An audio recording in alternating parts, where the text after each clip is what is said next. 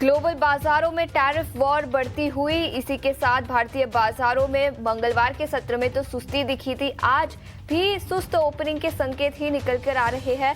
कई सारे global factors जहां पर आपको नजर रखनी चाहिए, उस पर विस्तार में अगले 2.5 घंटे में चर्चा करेंगे। नमस्कार, स्वागत है आपका ईटी नाउ स्वदेश पर। आप देख रहे हैं खड़ा सौदा। मैं हूं आपके साथ अशेषा अध्वर्यु। नोएडा स्टूडियो से हमारे साथ अभिषेक तो जुड़े हुई है, डिम्पी भी हमारे साथ कुछ ही देर में जुड़ेंगे। लेकिन सबसे पहले बताते हैं वो 4 बड़े ट्रिगर्स जहां पर आपको आपकी नजर आज के सत्र के लिए रखनी चाहिए और जिसके बेसिस पर भारतीय बाजारों की चाल भी तय होती हुई नजर आएगी। डाउ जोन्स में ऊंचाई से करीब गिरावट दिखी, 400 अंकों की। गिफ्ट निफ्टी से कमजोर ओपनिंग के संकेत, सपाट ओपनिंग के संकेत निकल कर आ रहे हैं। एफआईआईज की बात करें तो करीब 3,600 करोड़ की बिकवाली मंगलवार के सत्र में फिर एक बार दिखी। एफआईआईज की बिकवाली का दौर कंटिन्यू होता हुआ नजर आया। वही ब्रेंट के दामों में थोड़ी सी गिरावट दिखी है। जियोपॉलिटिकल टेंशंस ईज होते हुए नजर आए। अमेरिका में स्टॉक पाइल्स, क्रूड ऑयल का भंडार बढ़ता हुआ नजर आया, जिसके चलते ब्रेंट क्रूड में हल्की सी गिरावट दिखी। फरवरी फ्यूचर्स की एक्सपायरी आज के सत्र में दिखेगी, फरवरी सीरीज की, जिसके चलते वॉलेटिलिटी नजर आ सकती है। निफ्टी में करीब 65% का रोल ओवर अब तक दिखा है, तो आज एक्सपायरी का इम्पैक्ट भी बाजारों पर दिखेगा। इसके अलावा वायर एंड केबल शेयरों पर आज नजर रहेगी। याद रखिए, अल्ट्राटेक सीमेंट ने वायर्स एंड केबल्स बिजनेस में एंट्री करी है। 1800 करोड़ के कैपेक्स पर नया प्लांट गुजरात दहेज में कमीशन करेगी दिसंबर 2026 तक, जिसके चलते जो existing wires and cables players है उस पर नेगेटिव इम्पैक्ट नजर आ सकता है। वही ग्लोबल बाजारों में टैरिफ वॉर बढ़ती हुई, कॉपर फ्यूचर्स में 5% की तेजी। अमेरिकन राष्ट्रपति डोनाल्ड ट्रंप ने कॉपर पर इन्वेस्टिगेशन शुरू करवाया है। टैरिफ वॉर बढ़ती हुई नजर आ सकती है और इसी के चलते कॉपर फ्यूचर्स में करीब 5% की तेजी दिखी है।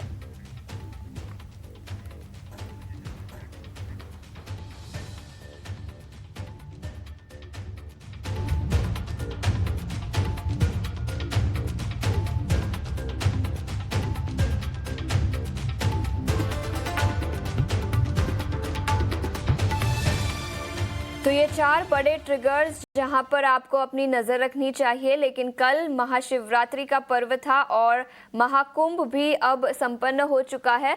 करीब 65 करोड़ लोगों ने वहां पर डुबकी लगाई। अभिषेक, क्या आप गए थे महाकुंभ में और इस पर आपका क्या कहना है? अशेषा, देखिए, मेरा सौभाग्य इस बार नहीं हो पाया महाकुंभ में सम्मिलित होने का, लेकिन तस्वीरों से और वहां के अपडेट्स में लगातार अवगत रहा और 65 करोड़ लोगों ने आस्था की डुबकी लगाई है प्रयागराज के इस महाकुंभ में। इतने बड़े पैमाने पर सनातन संस्कृति को बताने वाली इस पर्व में पहले किसी ने ये आंकड़े देखे नहीं होंगे। कल्पना भी कोई नहीं कर सकता है कि अच्छा, एक महाकुंभ में 65 करोड़ लोग पहुंच सकते हैं। आप सोच कर देखिए वहां से कुछ अव्यवस्था की खबरें भी आई, भगदड़ में दुर्भाग्यपूर्ण रहा, कुछ लोगों की जान भी गई, लेकिन अल्टीमेटली हम ये कहेंगे कि एक सफल आयोजन समाप्त हुआ है। 65 करोड़ लोगों ने डुबकी लगाई है। मौनी अमावस्या के दिन करीब करीब 8 करोड़ लोगों ने, मकर संक्रांति के दिन करीब 3.5 करोड़ लोगों ने एक दिन में प्रयागराज के महाकुंभ में, संगम में डुबकी लगाई है।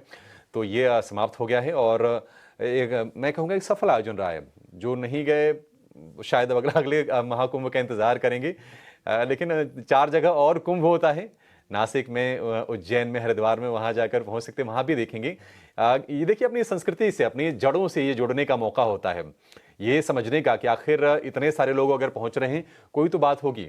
सदियों पुरानी ये हमारी ये आस्था है, इसकी महत्ता से हर कोई वाकिफ भी है। तो कमाल के दृश्य रहे और देश दुनिया से, दुनिया भर के सनातनी, मतलब आप ये सोच के देखिए कि दुनिया में करीब करीब 120 करोड़ हिंदू हैं और 65 करोड़ लोगों ने डुबकी लगाई है महाकुंभ में। तो किस तरह की आस्था रही है और किस तरह का विश्वास रहा है इस पर्व में, उसकी झलक हमने देखी है महाकुंभ में। बिल्कुल, और अगर अभी 2027 में नासिक में अगला महाकुंभ होता हुआ नजर आएगा, तो सबकी नज़र उस पर भी रहेगी। लेकिन अच्छा पर्व और भारत के लिए एक बड़ी अचीवमेंट, जहां पर 65 करोड़ लोगों को हैंडल करने की कैपेबिलिटी रखी हमने, तो बड़ा इवेंट था हमारे लिए। लेकिन इसके अलावा ग्लोबल बाजारों की अभिषेक बात करें तो क्रूड ऑयल में गिरावट दिखी है, सोने में भी थोड़ी सी मुनाफा वसूली दिखी। वही अमेरिकी बाजारों की बात करें तो टैरिफ वॉर को लेकर फिर एक बार चिंताएं बढ़ती हुई नजर आई। जब से ही डोनाल्ड ट्रंप की वापसी हुई है और जब से उन्होंने पावर लिया है, तब से हर रोज कुछ ना कुछ खबर निकल कर आई है। और अब कॉपर और इसके अलावा ऑटो सेक्टर पर भी कुछ खबरें निकल कर आई है। बिल्कुल, ट्रंप लगातार बयान से, अपने एक्शन से लोगों को परेशान कर रहे हैं। और देखिए, अब तो ट्रंप जब भी आप बोलते हैं ना, तो टैरिफ अपने आप याद आ जाता है। तो ये एक टेंशन जरूर है। नया जो एक्शन है उन्होंने ईयू पर भी लिया है, वहां से कार पर और कुछ और सामानों के इंपोर्ट पर 25% टैरिफ लगाने का ऐलान किया है। और इसके अलावा कॉपर के प्रोडक्शन को बढ़ाने को लेकर भी वो काफी गंभीर दिख रहे हैं। कॉपर पर टैरिफ के उन्होंने जांच के आदेश दिए हैं। टैरिफ को लेकर अगर कोई फैसला अगर होता है, कॉपर पर टैरिफ अगर बढ़ाते हैं अगर वो, तो निश्चित तौर पर देखिए चीन थोड़ा परेशान होगा, क्योंकि कॉपर का एक तरह से हब बन गया था चाइना। लेकिन जहां से इंपोर्ट कर रहा अमेरिका, छोटे छोटे देश हैं, पेरू है, जाम्बिया है, खैर मैक्सिको और कनाडा तो उनके पड़ोसी हैं, वहां से भी इंपोर्ट करते हैं। चिली है, एक कॉपर का बड़ा प्रोड्यूसर है, वहां से इंपोर्ट करते हैं। तो इन देशों पर असर निश्चित तौर पर पड़ेगा। लेकिन मैक्सिको और कनाडा पर 2 अप्रैल की तारीख सामने आ गई है टैरिफ लगाने की। और इसके अलावा ईयू पर भी टैरिफ लगाने का उन्होंने ऐलान कर दिया है। तो ये सारी चीज़ें ज़रूर हैं टैरिफ के फ्रंट पर। अमेरिकी बाजारों की चाल की बात करें तो कल का जो सत्र रहा है वो मिला जुला रहा है। डाउ जोन्स में 188 अंकों की कमजोरी रही है। हालांकि दिन के ऊपरी स्तर से करीब 225 अंक नीचे बंद 425 अंक नीचे बंद हुआ है डाउ जोन्स। और नेस्डेक की बात करें तो ये डे हाई से करीब 200 अंक नीचे आकर बंद हुआ है। इनवीडिया के नतीजे आए हैं और नतीजों के बाद हमने शेयर में तेजी देखी है 3-3.5% के आसपास की। मैं लेटेस्ट जो देख रहा था आंकड़े, गाइडेंस रहा इनवीडिया की तरफ से वो रहा है मजबूत। हालांकि हमने देखा है कि नतीजों से पहले थोड़ा 3-4 सत्र लगातार ये शेयर गिरा था। गाइडेंस मजबूत रहा है। एआई के लिए अच्छी डिमांड भी निकल के आएगी, ऐसी उन्होंने उम्मीद जताई है अपने गाइडेंस में। हालांकि सेल्स फोर्स एक और कंपनी जिसका नतीजा है, उसका नतीजा अनुमान से कमजोर है और शेयर में हमने 5% की गिरावट देखी है। आज जो नजर रहेगी बेरोजगारी दावा के आंकड़े पर नजर रहेगी अमेरिका में, और इसके अलावा पीसी के आंकड़ों पर भी, पर्सनल कंजम्पशन एक्सपेंडिचर के आंकड़ों पर भी बाजार की नजर रहने वाली है। एशिया में मिला जुला कारोबार है। हालांकि ज्यादातर बाजार आपको ऊपर ही दिखेंगे, लेकिन निक्केई में करीब 40 अंकों की हल्की तेजी है। 2 दिनों की गिरावट हम देख रहे थे जापान में। हांगकांग में करीब 200 अंकों के आसपास की तेजी है। चीन में हल्की सी गिरावट है। फ्लैट टू नेगेटिव कारोबार कर रहे हैं चीन के बाजार। लेकिन एक संकेत बाजार के लिए अच्छा है, वो है क्रूड 2 महीने के निचले स्तर पर चला गया है। भाव आ गए हैं $73 के भी नीचे, $72 के आसपास कारोबार कर रहे हैं। उसकी वजह यह है कि देखिए ऑप्टिमिज्म बिल्ड हो रहा है कि रूस और यूक्रेन के बीच में युद्ध पर जल्द ही युद्ध विराम हो जाएगा। इसको लेकर उम्मीदें हैं और उसके चलते नरमी आ रही, सप्लाई बढ़ जाएगी और रशिया से अगर ऐसा होता है तो। और दूसरी चीज ये है कि अमेरिका में भंडार बढ़ा, उसके चलते भी कच्चे तेल पर थोड़ा सा दबाव आया है। अपने लिए निश्चित तौर पर एक पॉजिटिव खबर। सोने में सीमित दायरे में कारोबार हो रहा है। बीसी के आंकड़ों पर नजर है और कॉमिक्स प्रभाव है $2930 के आसपास। तो मिक्स्ड है चीजें। टेंशन यह है कि हाँ, ट्रंप टैरिफ को लेकर रोज रोज नए ऐलान कर रहे हैं। आज वायर केबल वाली कंपनीज फोकस में रहेगी, लेकिन क्योंकि कॉपर एक बड़ा रॉ मटेरियल उनके लिए होता है। देखते हैं कि किस तरह का एक्शन आज यहां पर होता है। लेकिन टैरिफ के अलावा जो दूसरी जो चिंता है बाजार के लिए, वो है एफआईज की। एफआईज लौट नहीं रहे हैं और ये निश्चित तौर पर बाजारों को अब परेशान कर रहा है। परेशान से ज्यादा हम कह सकते हैं कि इरिटेट भी करने लगा है अब एफआईज का नहीं लौटना। क्योंकि परसों के सत्र में, कल तो हमारे बाजार बंद थे महाशिवरात्रि के मौके पर, लेकिन परसों करीब 3000 करोड़ रुपए के आसपास की फिर से एफआईज की सेलिंग आई है, 3500 करोड़ रुपए के आसपास की। हालांकि स्टॉक फ्यूचर्स में और स्टॉक ऑप्शंस में 2500 करोड़ रुपए की, 3000 करोड़ रुपए की बाइंग आई है। किस तरह से समझें एफआईज के आंकड़ों को? निफ्टी में, निफ्टी बैंक में आपकी रणनीति क्या होनी चाहिए? चलिए इसको विस्तार से समझते हैं। डिम्पी हमारे साथ स्टूडियो में जुड़ गए हैं। Dimpy, good morning. एफआई से शुरुआत कर लेते हैं। हालत वही है, बस आंकड़े थोड़े से अलग होंगे, बिकवाली ही चल रही है। किस तरह से आप इसको देख रहे हैं? आप ये सोचिए, आपके पास भी क्वेश्चन नहीं है पूछने के लिए। आप घुमा फिरा के किसी तरह से पूछ भी लेते रहे, लेकिन अब आपके पास भी क्वेश्चन नहीं पूछने के लिए। इससे आप अंदाज़ा लगा सकते हैं कि एफआईज की प्रॉब्लम कितनी बड़ी हो चुकी है। कि हम अलग अलग तरीके से हम पूछ भी चुके हैं, लेकिन अब हमसे पूछा तक नहीं जा रहा, हमसे भी बोला नहीं जा रहा। आप पूछेंगे क्या, मैं सिर्फ बोल ही नहीं सकूँगा, हमसे बोला भी नहीं जा रहा। तो कहने का मतलब ये है कि हम जिस प्रॉब्लम पे खड़े हैं वो टस से मस नहीं है, वो प्रॉब्लम तो जग जाहिर है, इसमें कोई दो राय नहीं है। अभी आप थोड़ी देर पहले टैरिफ की बात बोल रहे थे कि डोनाल्ड ट्रंप को देखते हैं तो आपको टैरिफ याद आता है, लेकिन मेरे को बड़ी हैरानी है इस बार की लेवल्स को देख के या चीज़ों को देख के। 3 देशों के उन्होंने नाम लिए थे। फर्स्ट लिया था एक मैक्सिको का, दूसरा उन्होंने नाम लिया था ब्राज़ील का, एक तीसरा नाम उन्होंने कहा था चाइना का। 2 देशों को उन्होंने 1 महीने की मोहलत दे दी थी कि हम आपके ऊपर 25% की ड्यूटीज़ नहीं लगाएंगे। तीसरे देश के साथ उन्होंने 10% की ड्यूटीज़ के साथ तय कर दिया था, और वो था चाइना। क्या चाइना सिर्फ 10% ड्यूटीज़ के लिए है? आपसे जो वो बात करते हैं तो वो 25% ड्यूटीज़ की बात बोल रहे हैं। यूरोपियन कंट्री से बात बोल रहे हैं तो 20% ड्यूटीज़ की 25% ड्यूटीज़ की बात बोल रहे हैं। हमसे जब बात करते हैं तो वो बोलते हैं हम तो रेसिप्रोकल टैक्स के अंदर बिलीव करते हैं। लेकिन जिनसे प्रॉब्लम थी और जिनसे टैरिफ शुरू हुआ, टैरिफ वर्ड ही ईजाद वहीं से हुआ, और वो था चाइना। वहाँ पे सिर्फ 10% टैरिफ लगाने के बाद आपके कानों में कभी कोई बात आई कि हाँ चाइना के ऊपर कोई टैरिफ लगाया गया? नहीं। तो ये बात जग जाहिर है कि डोनाल्ड ट्रंप अपने दोस्तों के साथ ही थोड़ा प्रेशर कर रहे हैं, वो अपने दुश्मनों से नहीं लड़ पा रहे। एक और चीज़, चलो मैं कह भी देता हूं कि उनके ऊपर टैरिफ नहीं लगाया, आप खुद सोच के देखिए चाइना की इकॉनमी जो कि हांगकांग से भी रिप्रेजेंटेशन दिखाती है, वो अपने आप में 3% ऊपर है। जिन 2 देशों को टैरिफ के ऊपर लड़ना है उन दोनों देशों के बाजार चल रहे हैं, जिसका दूर दूर तक कोई सरोकार ही नहीं है। वर्ल्ड मार्केट का सिर्फ 3% एक्सपोर्ट इंपोर्ट का पार्ट है, डेट इज कॉल्ड इंडिया। वो एशिया मार्केट का सबसे ज़्यादा टूटने वाला इंडाइसिस बन गया है, और ये 9 से 10% जो इंडाइसिस टूटे हैं, ये मैं साल की बात नहीं बोल रहा, ये मात्र 5 महीने में टूटे हैं जब से डोनाल्ड ट्रंप जीत के आए हैं। आप इसी से अंदाजा लगाइए कि सिचुएशन कहाँ पे है। और मैं सारे फैक्चुअल डाटा बोल रहा हूँ, अगर आप काउंटर चेक करना चाहें तो इसको रिकॉर्ड कीजिए और आप इसमें काउंटर चेक कर लीजिए, और आप देखना चाहें तो आप हांगकांग का बाजार भी चेक कर सकते हैं, है ना। कहने का मेरे मतलब ये है कि टैरिफ के अलावा भी 100 प्रॉब्लम सिस्टम में एक साथ जुड़ के आ गई। आपका रुपया वीक हुआ, आपके पास FIs की होल्डिंग कम हो गई। एक आंकड़ा आपको मैं और भी बता देता हूँ, क्योंकि इस चर्चा को आपने इस लेवल पे एकदम से शुरू किया। आपके लास्ट टाइम की जो अर्निंग्स आई हैं उसमें से 44% ऑफ द कंपनीज की अर्निंग्स ने अपने एस्टिमेट्स को भी मिस कर दिया। यानी कि जो उनसे उम्मीद थी कि इतने नंबर लेके आएंगे, उसमें से out of more than 40% of the companies ने अपने टारगेट्स को मिस किया है। और इससे पहले 1 क्वार्टर की GDP का स्लो डाउन आप पहले भी सुन चुके हैं अपने कानों में। तो कहने का मतलब प्रॉब्लम चौतरफा है, उस चौतरफा प्रॉब्लम से मार्केट को प्रॉब्लम है ही है, टैरिफ एक हिस्सा भर है। और मैं थोड़ा डोनाल्ड ट्रंप के जो टैरिफ लगाने वाली बात समझता हूँ ना, अब मेरे को लगता है वो इतना डरा रहे हैं कि आपका डर भी गुम हो जाएगा। एक लेवल बाद आप टैरिफ की खबर ना हेडलाइंस बनाओगे ना कोई बात बनाओगे। अभी तो नया नया है सब कुछ, इसलिए शायद आप भी, हम भी और सब भी ये बात सोचते हैं, लेकिन मेरे को लगता नहीं है कि उसके बाद हम टैरिफ को लेकर इतने गंभीर हो जाएंगे, क्योंकि इतनी मार खा चुके होंगे, टैरिफ की इतनी प्रॉब्लम सुन चुके होंगे कि फिर टैरिफ भी मार्केट के अंदर डिस्काउंट हो जाएगा। अब आते हैं FIs के नंबर्स पे। अच्छी चीज़ मैं बता देता हूँ, FIs की होल्डिंग करीब 1.5 से 2% बढ़ी है लास्ट ट्रेडिंग सेशन में। क्या ये 1.5 से 2% बढ़ना बहुत बड़ी बात है? कोई बड़ी बात नहीं है, तो सिर्फ डेरिवेटिव एक्सपायरी का इम्पैक्ट है जिसकी वजह से ऐसा हो रहा है। आप तो फिर भी गिरते, बहुत ज़ोर से गिरते, लेकिन जो डेरिवेटिव एक्सपायरी को थैंक यू करना होगा, और थोड़ा रोल ओवर्स के नंबर्स को थैंक यू करना होगा, क्योंकि रोल ओवर्स की पोजीशंस चल रही हैं।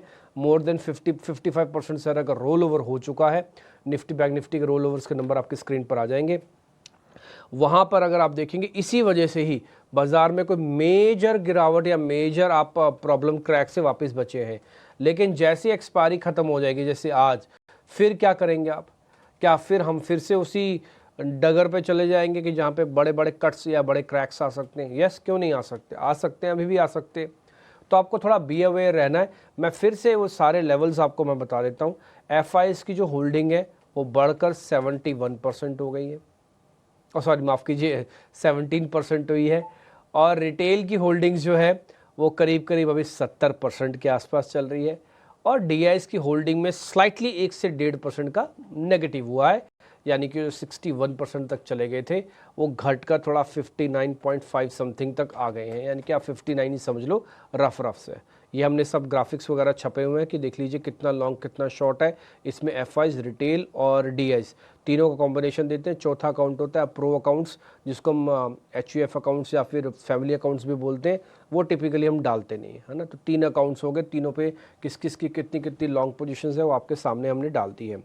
अब एक और पॉइंट मैं एफआईज के पॉइंट से और भी क्लियर कर दूं, क्या एफआईज एक ही दिन में आ जाएंगे? नहीं, एक चीज़ का ना हमको और थोड़ा एनालिसिस करने की ज़रूरत है। क्या अगर 4-5 देश जो वर्ल्ड की इकोनॉमी के अंदर टॉप मोस्ट देश में है, उसमें वो पैसा कहाँ पे मूव कर रहा है? क्या वो पैसा चाइना की तरफ मूव कर रहा है? क्या वो पैसा इंडिया की तरफ मूव कर रहा है, रूस की तरफ कर रहा है, या फिर ब्रिटेन की तरफ कर रहा है, या फिर ऑस्ट्रेलिया की तरफ कर रहा है?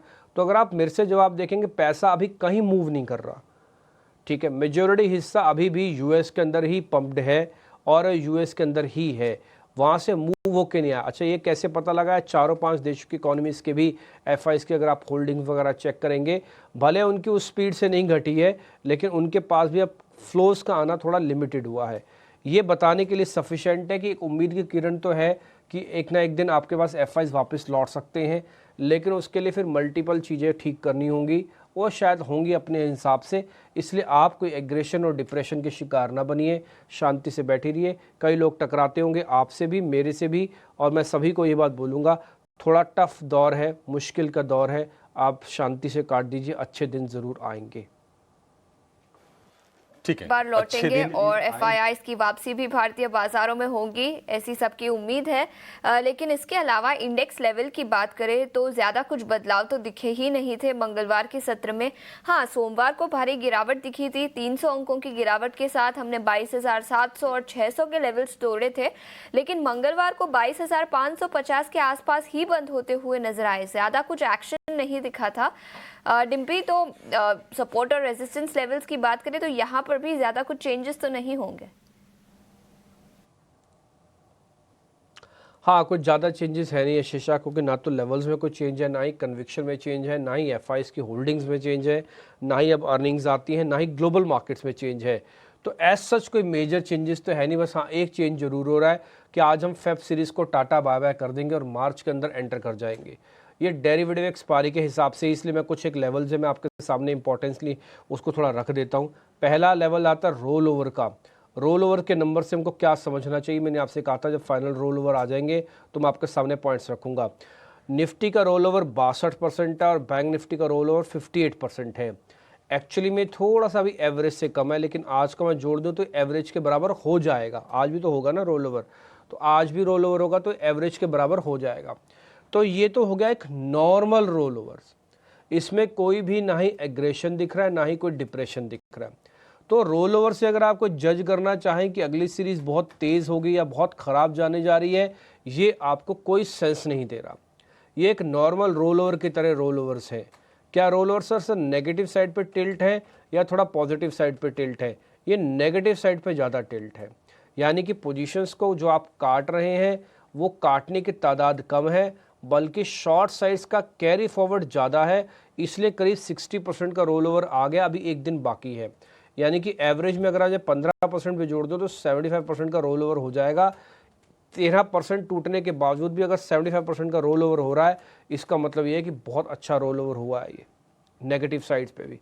तो अब आपको अगली सीरीज़ में एकदम से परिवर्तन दिखेगा, ये कम से कम रोल ओवर की फिगर आपको नहीं बता रही है, ये मैं और क्लियर कर दूँ। दूसरा पॉइंट, रोल ओवर की जो कॉस्ट है वो 130 पॉइंट की आ रही है निफ्टी की और करीब 250 पॉइंट के बैंक निफ्टी की। ये इतना महंगा पड़ने जा रहा है आपको, अपनी कॉस्टिंग में आप जोड़ लीजिएगा आपको अगर एक्सटेंशन चाहिए तो। अब आपने आशीषा ये लेवल पूछा था कि लेवल्स में कोई चेंजेस हैं। लेवल्स में सच कोई चेंजेस नहीं है, क्योंकि आप 22,800 तोड़ के आए हो। और अगर आप ऑप्शंस को गौर से देखोगे ऑप्शन चेन को, तो 22,800 से ज़्यादा ओपन इंटरेस्ट 22,700 की कॉल में खड़ा हो गया। इसका मतलब 22,800 तो तब देखोगे, उससे पहले 22,700 भी अब टफ रेजिस्टेंस में तब्दील हो चुका है। तो ये एक और प्रॉब्लम है कि आपके जो रेजिस्टेंस एरिया है वो और ड्रैग करते जा रहे हैं और नीचे आते जा रहे हैं। तो 22,800 वाला 22,700 हो गया, ये आपका रेजिस्टेंस एरिया है। तो 22,700 और 22,800 ये आपके एरिया हो गए रेजिस्टेंस के। सपोर्ट कौन से हैं? वैसे को तो कोई सपोर्ट ही नहीं है, 22,500 फिर भी आप मान के चलिए, और 200 पॉइंट का स्विंग उसके अंदर और जोड़ दीजिए। ये स्विंग करीब 1 से 1.5% इम्पाइल्ड वॉलिटिलिटी के हिसाब से कैलकुलेटेड है, इसलिए 22,300 और 22,350 तक की रेंज का एक और सपोर्ट बनता है। वो बकायदा हमने लिख दिया आपके लिए, 22,500, 22,300 सपोर्ट और 22,700 और 22,800 रेजिस्टेंस है।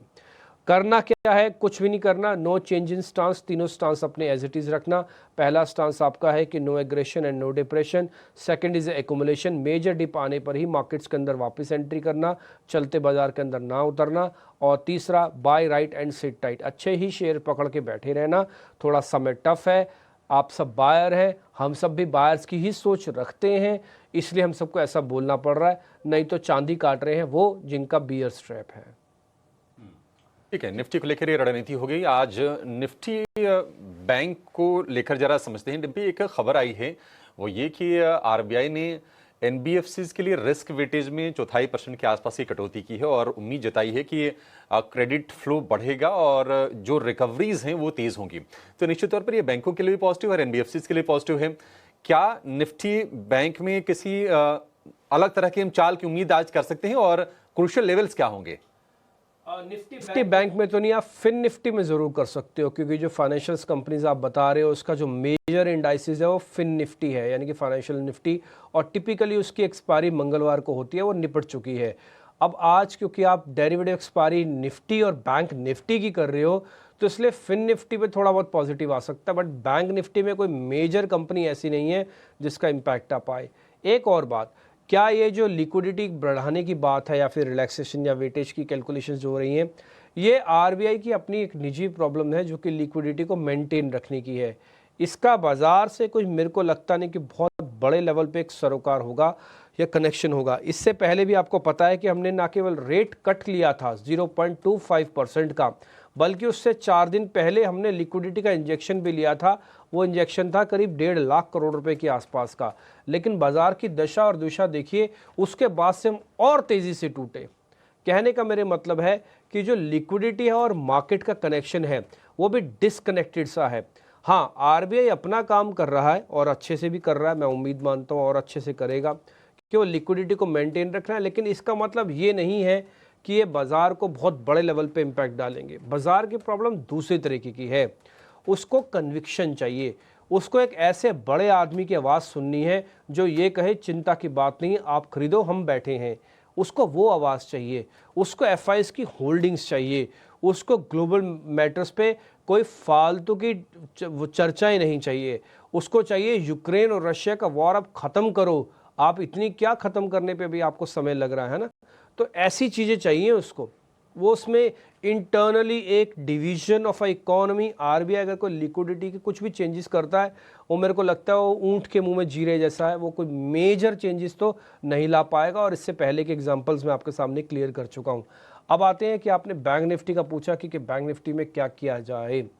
देखिए, बैंक निफ्टी की भी वही प्रॉब्लम है जो निफ्टी की, कोई अलग तो है नहीं है, बस इसके पास और उसके में एक ही मेजर प्रॉब्लम है कि वो अपने रीसेंट सपोर्ट्स को भी ब्रेक करके एक और डाउनफॉल की नए रेंज में जा चुका है, जिसको हम 22,800 का सपोर्ट कहते थे, उसको भी तोड़ के इसके नीचे खड़ा है। जबकि इसके साथ अभी भी इसका पुराना सपोर्ट एरिया जो कि 48,000 के आसपास का बनता है, वो उसने ब्रेक नहीं किया। तो अगर आप मेरे से पूछेंगे कि निफ्टी और बैंक निफ्टी में फ़र्क क्या है, तो मैं बोलूँगा सिर्फ 600 पॉइंट का फ़र्क है, 500 से 600 पॉइंट का।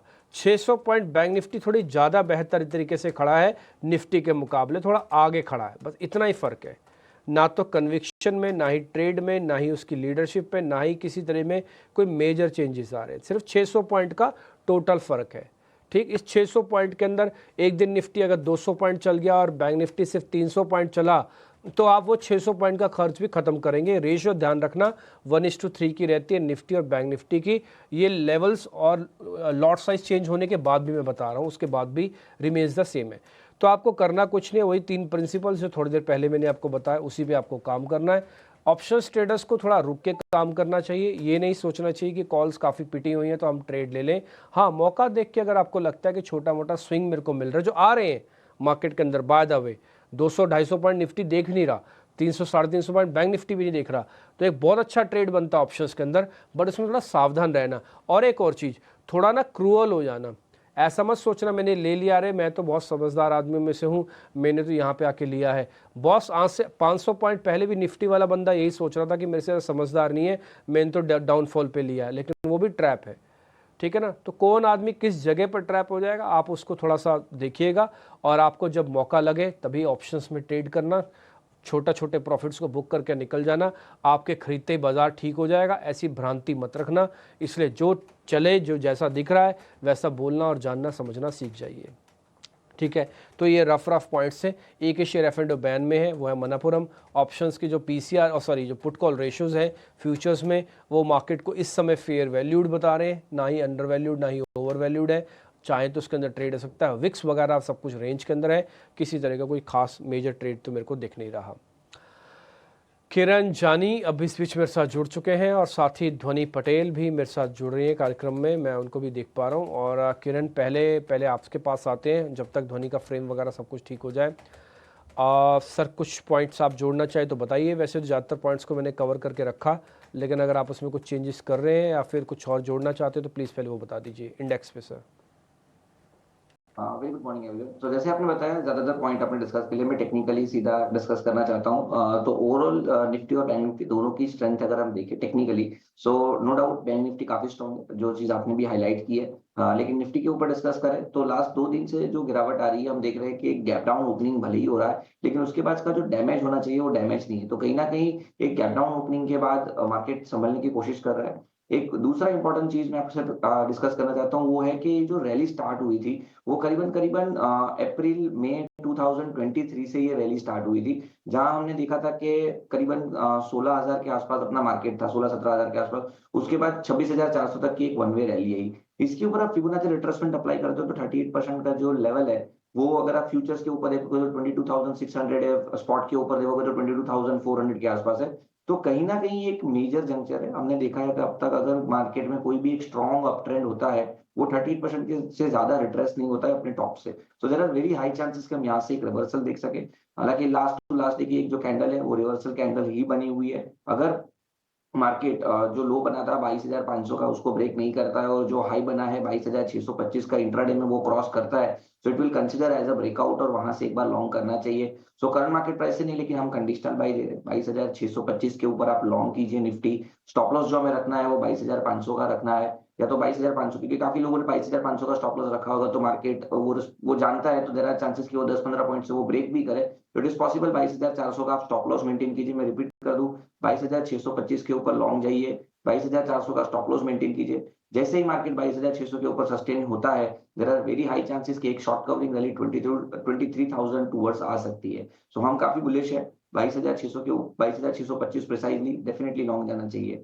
बैंक निफ्टी की बात करें तो बैंक निफ्टी में ओवरऑल 48,500 का लेवल उसने होल्ड करके रखा है। तो यहाँ पे भी आप 48,000 के नीचे का एक पोजिशनल स्टॉप लॉस रखिए। ऊपर में जैसे ये 49,000 क्रॉस करता है, एक शॉर्ट कवरिंग रैली यहाँ पे भी आप एक्सपेक्ट कर सकते हो, जहाँ पे 50,000 तक के टारगेट आपको देखने को मिल सकते हैं। तो दोनों इंडाइसेस में आप लॉन्ग करके जा सकते हैं, जो लेवल हमने बताया उसके हिसाब से। निफ्टी और बैंक निफ्टी पर लॉन्ग करने की सलाह यहाँ पर किरण जी ने दी है, लेकिन इस बीच हमारे साथ फिनवर्सिफाई की ध्वनि पटेल भी जुड़ चुकी है। ध्वनि, शुक्रिया समय निकाल कर ईटी नाउ स्वदेश पर जुड़ने के लिए। लेकिन आप सबसे पहले अपने मॉर्निंग कॉल्स बता दीजिए, कहाँ पर खरीदारी के मौके आप इन लेवल्स पर देख रही हैं?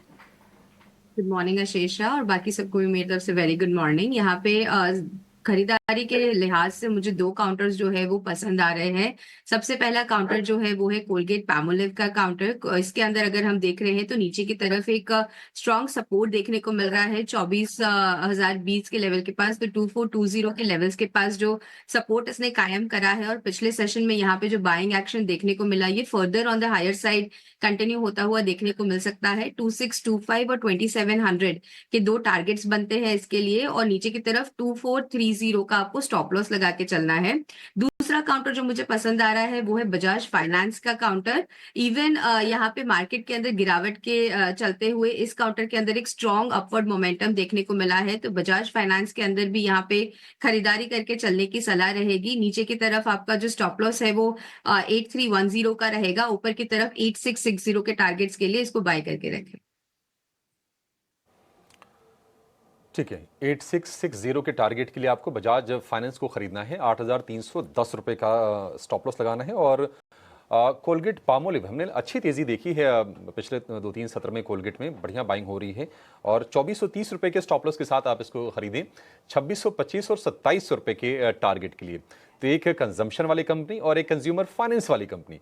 वैसे भी एनबीएफसीज के लिए आज का दिन ठीक ठाक रहने वाला है क्योंकि आरबीआई की जो रिस्क वेट को लेकर जो फैसला आया है उसके चलते थोड़ा सा उत्साह बनने की उम्मीद है।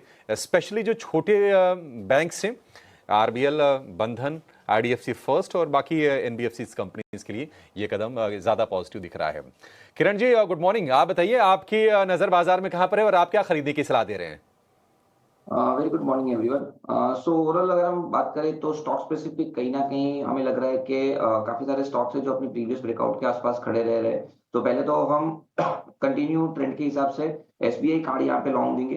एसबीआई कार्ड का अगर हम चार्ट पैटर्न देखें तो एक बड़ा सा राउंडिंग बॉटम पैटर्न और इंटरडे पॉइंट ऑफ व्यू भी आप देखोगे तो cup and handle pattern breakout हमें देखने को मिला है। कहीं ना कहीं 820 840 का एक क्लस्टर रेजिस्टेंस था, उसको क्रॉस किया है। हमने देखा कि लास्ट सत्र में उसके आसपास ही एक रिवर्सल कैंडलस्टिक पैटर्न भी बनी है। तो एसबीआई का डीपीजी ने भी काफी टाइम रीरेट किया है, तो उसी स्टॉक्स के साथ हम जाएंगे। 840 के आसपास की क्लोजिंग है, 880 तक के टारगेट हम एक्सपेक्ट कर सकते हैं and 825 as a stop loss हमें मेंटेन करना रहेगा।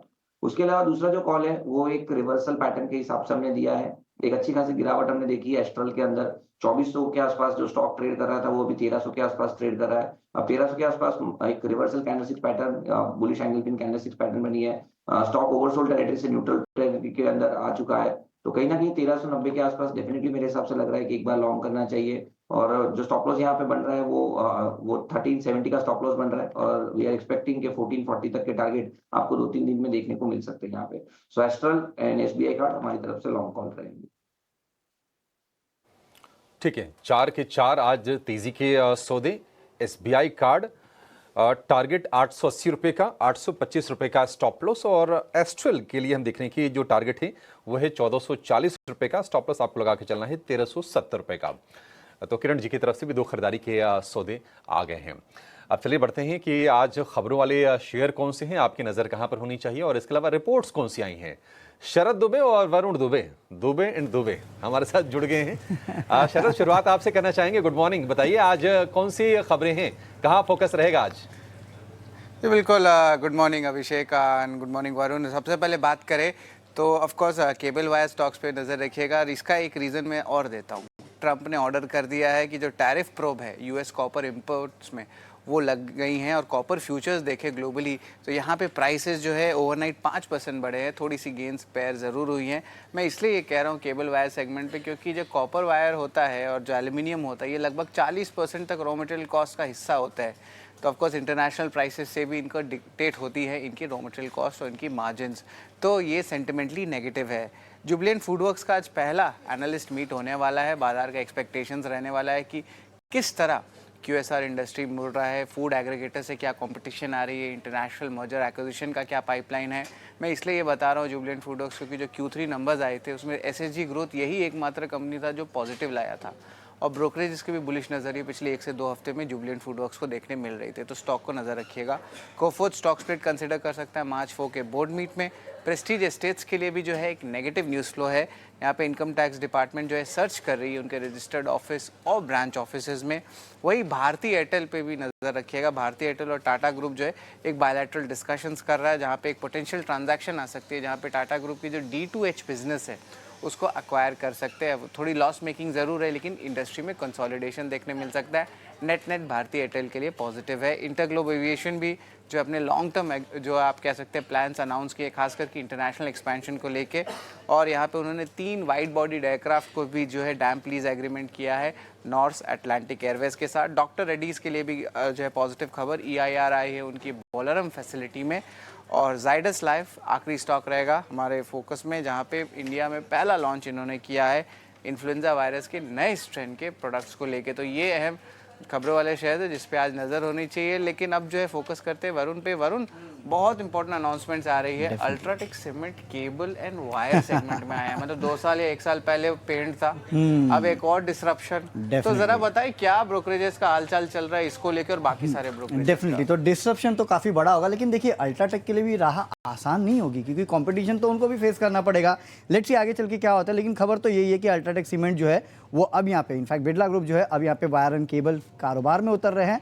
भरूच में ये अपनी फैसिलिटी शुरू करने वाले हैं। 1800 करोड़ रुपए के आसपास का केपेक्स करेंगे अगले 2 साल में और दिसंबर 2026 में जो है वो इनकी फैसिलिटी शुरू होगी। अब इस पे ब्रोकरेज हाउस का टेक आया है। सबसे पहले आप देखिए CLSA ये कह रहे हैं कि जो रेवेन्यू पोटेंशियल है वो इसके लिए कुछ अच्छा हो सकता है। करीब 4 से 5 गुना के आसपास का रेवेन्यू ग्रोथ जो है वो आपको देखने मिल सकता है। 11 से 13% के आसपास के मार्जिन जो है वो एक कंपनी डिलीवर कर सकती है। हालांकि इनका कहना है कि कंपटीशन जो है ओवरऑल सेक्टर पे बढ़ेगा और उसके चलते प्रॉफिटेबिलिटी जो है वो इम्पैक्ट हो सकती है इस पूरे सेक्टर की। और अल्ट्राटेक जो है वो केबल से ज़्यादा वायर्स पे फोकस करेगा, ये CLSA का कहना है।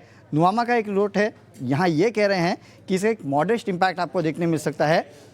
टोटल इंडस्ट्री के जो ओवरऑल रेवेन्यूज़ है उसका करीब 5% के आसपास जो है FY28 तक ये कंट्रीब्यूट कर सकते हैं। लेकिन क्योंकि ये एक फ्रैगमेंटेड मार्केट है, इसके लिए अल्ट्राटेक के लिए भी एक चैलेंज होने वाला है और डिस्ट्रीब्यूशन की जो कॉम्प्लेक्सिटी है और रेगुलेटरी अप्रूवल है वो देखना होगा ये कंपनी कैसे हैंडल करती है। जेफरीज का भी एक टेक है। जेफरीज कहते हैं कि अगर कोई नीजक रिएक्शन आता है अल्ट्राटेक में इस खबर के बाद तो अच्छा मौका है आप अल्ट्राटेक में खरीदारी करके चले। देखिए अब क्योंकि ये कंपनी ऑलरेडी सीमेंट में है, क्योंकि ये ऑलरेडी पेंट में है, तो जो कस्टमर बेस है वो थोड़ा बहुत सिमिलर हो जाता है, बट जो चैनल्स है जिसके थ्रू इनको बेचना है वो सिमिलर नहीं है। तो वो कहीं ना कहीं इस कंपनी को यहाँ पे अपना बिल्टअप करना पड़ेगा। कैपिटल एलोकेशन कैसे करेंगे ये एक बड़ा सवाल है इनका। ये कह रहे कि नया सेगमेंट जो है आगे चल के करीब 10 से 12% रेवेन्यू और एबिटा में करीब 6 से 9% के आसपास का कंट्रीब्यूशन कर सकता है। जो बिल्डिंग सोल्यूशन है उसमें अल्ट्राटेक के लिए थोड़ा बहुत ओवरलैप आपको देखने मिलेगा। और सिटी की भी एक रिपोर्ट है, इनका कहना है कि ये जो वायर और केबल में चल रहे हैं इसके चलते जो सीमेंट की एक पोजिशनिंग है अल्ट्राटेक की, ये तो ये बड़ा सीमेंट प्लेयर है तो ये शायद कहीं ना कहीं थोड़े बहुत क्वेश्चन में आ सकती है। नेट डेट जो है करीब 16,200 करोड़ रुपए के आसपास के इस कंपनी की। साथ ही साथ ये कह रहे हैं कि रेवेन्यू जनरेशन जो है करीब 1200 करोड़ रुपए के आसपास कंपनी जो है इस पूरे नए कारोबार से कर सकती है। तो बिरला ग्रुप जो है उसने पहले पेंट में डिसरप्शन किया, अब ग्रासिम के थ्रू, अब बिरला ग्रुप जो है केबल्स एंड वायर्स में डिसरप्शन करने वाला है और वो भी अल्ट्राटेक के थ्रू। तो अल्ट्राटेक पे तो आप नज़र रखिएगा, लेकिन इसके अलावा बाकी जितने वायर एंड केबल कंपनियां हैं उन पे भी नज़र रखिएगा, क्योंकि ब्रोकरेज हाउस कह रही है कि कंपटीशन बढ़ेगा और प्रॉफिटेबिलिटी पे बाकी कंपनियों के असर पड़ सकता है। ठीक है वरुण और शरद, आप दोनों का बहुत शुक्रिया। निश्चित तौर पर आज इन कंपनीज पर असर तो आएगा और जो सबसे बड़ी जो कंपनी है मतलब 22-23% के आसपास का मार्केट शेयर है पॉलीकैब, उस पर हो सकता है कि थोड़ा ज़्यादा असर देखने को मिले। बाकी भी कंपनीज हैं, KEI का मार्केट शेयर अगर हम देखेंगे करीब 10% के आसपास का है, हैवेल्स भी है उस सेगमेंट में। बाकी रिपोर्ट्स के लिए वरुण आपके पास लौटेंगे, लेकिन एक काम करते हैं जरा इस पर ना एक राय ले लेते हैं और हमारे साथ जुड़ गए हैं मयूरेश जोशी, दिग्गज फंडामेंटल एक्सपर्ट। मयूरेश जी गुड मॉर्निंग, बहुत शुक्रिया आपका समय देने के लिए। मयूरेश जी अब पेंट के बाद देखिए अब एक और बड़े सेगमेंट ऑलमोस्ट करीब भारत में देखेंगे तो $10 बिलियन का मार्केट है वायर एंड केबल का। कैसे देख रहे हैं ये बिरला ग्रुप की इस एंट्री को? अल्ट्राटेक इन्वेस्टमेंट करने जा रहा है 1800 करोड़ रुपए का।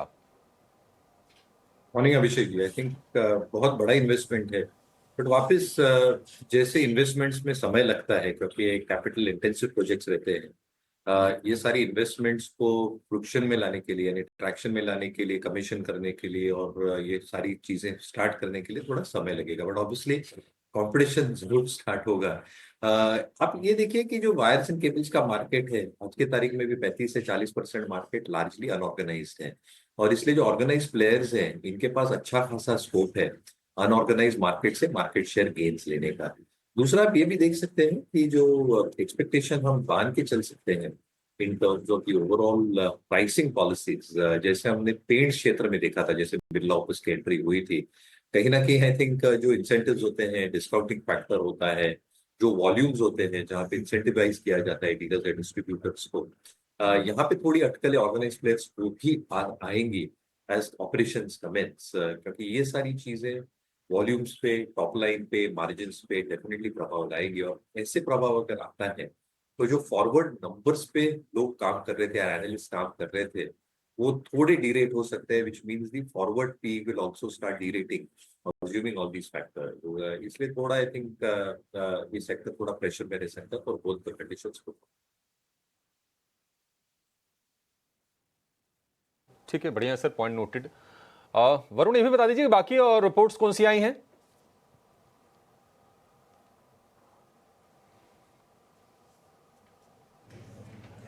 वरुण।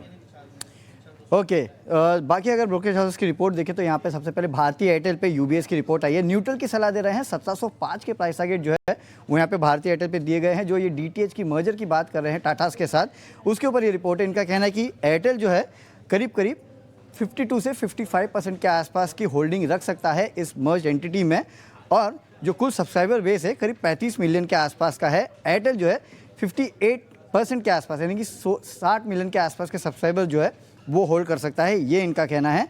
तो भारतीय एयरटेल पे सबसे पहले नजर रखेगा। एसआरएफ जेफरीज की रिपोर्ट है। मैनेजमेंट के साथ इन्होंने मीटिंग की है, लेकिन उसके बाद भी अंडर परफॉर्मर का कॉल है और 2060 का प्राइस टारगेट जो है वो ये दे रहे हैं। ये कह रहे हैं कि FY26 में स्पेशलिटी केमिकल में साल दर साल आपको थोड़ा बहुत सुधार जो है वो देखने मिल सकता है। नए प्रोडक्ट्स जो ये कंपनी ला रही है उसका थोड़ा बहुत फायदा कंपनी को होगा। ग्रेजुअल रिकवरी FY26-27 में EPS में देखने मिल सकती है, करीब 16 से 17% के आसपास की। टीटागढ़ रेल सिस्टम, यहाँ पे मॉर्गन स्टैनली की रिपोर्ट है। इन्होंने ओवरवेट का कॉल तो रखा है, लेकिन प्राइस टारगेट में जोरदार कटौती की है। 1300 से काट के 1090 का किया है। इनका कहने की काफ़ी सारे हेडविंड्स है, यानी कि दिक्कतें हैं आगे चल के, जिसका इम्पैक्ट आपको देखने मिलेगा रेवेन्यू में खासकर। और ये कह रहे हैं कि जैसे कि पैसेंजर एग्जीक्यूशन है वंदे भारत में, वो डिले हो चुका है 9 महीने के लिए, तो उसका इम्पैक्ट कहीं ना कहीं देखने मिलेगा। इसके अलावा कोई नए ऑर्डर जो है पैसेंजर सेगमेंट में इनको देखने नहीं मिले, तो उसका इम्पैक्ट भी जो है आपको देखने मिलेगा। अपने अर्निंग्स एस्टिमेट को इन्होंने 14 से 7% तक काट दिया है पर 25-26 के लिए। और होटल इंडस्ट्रीज पे जेफरीज की एक रिपोर्ट है। ये कह रहे हैं कि जनवरी में रेवेन्यू जो है उसमें करीब 16% के आसपास की बढ़ोतरी जो है वो देखने मिली है। अंडरलाइन ट्रेंड्स जो है वो यहाँ पे स्ट्रॉन्ग है और ग्रोथ जो है वो फिर से लौट रही है, क्योंकि कॉर्पोरेट ट्रैवल और साथ ही साथ मैरिज सीजन जो है, इनकी शादियों का सीजन वो यहाँ पे लौटा है, तो उसका इम्पैक्ट भी जो है वो होटल इंडस्ट्री पे देखने मिल रहा है। और इन्होंने मैनेजमेंट से बात की और वो कह रहे हैं कि Q4 जो है इन कंपनियों के लिए अच्छा रह सकता है। ITC होटल्स और इंडियन होटल्स, ये जो स्टॉक्स है वो इनको सबसे ज़्यादा पसंद है। इनके टॉप पिक्स में ये 2 स्टॉक्स शामिल है।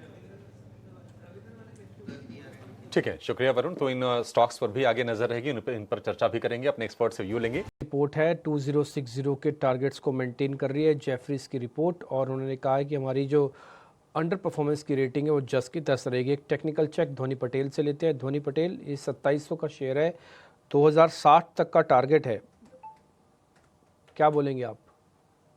जी बिल्कुल Dimpy ji, first of all very good morning. और यहाँ पे एसआरएफ के काउंटर की जब हम यहाँ पे बात कर रहे हैं तो काउंटर के अंदर शॉर्ट टर्म बेसिस पे एक बेस फॉर्मेशन देखने को मिल रही है 2710 की लेवल्स के पास, और वहां से हम इसके अंदर एक बाउंस देख रहे हैं। हालांकि ब्रेकआउट जो है वो इंट्राडे स्ट्रक्चर पे आपको देखने को मिलेगा। जैसे ही हम 2790 का लेवल 2800 का लेवल जो है उसको ऊपर की तरफ क्रॉस करते हैं तब तो 2790 से 2800 का जो लेवल है वो एक रेजिस्टेंस की तरह काम करता हुआ देखने को मिल सकता है।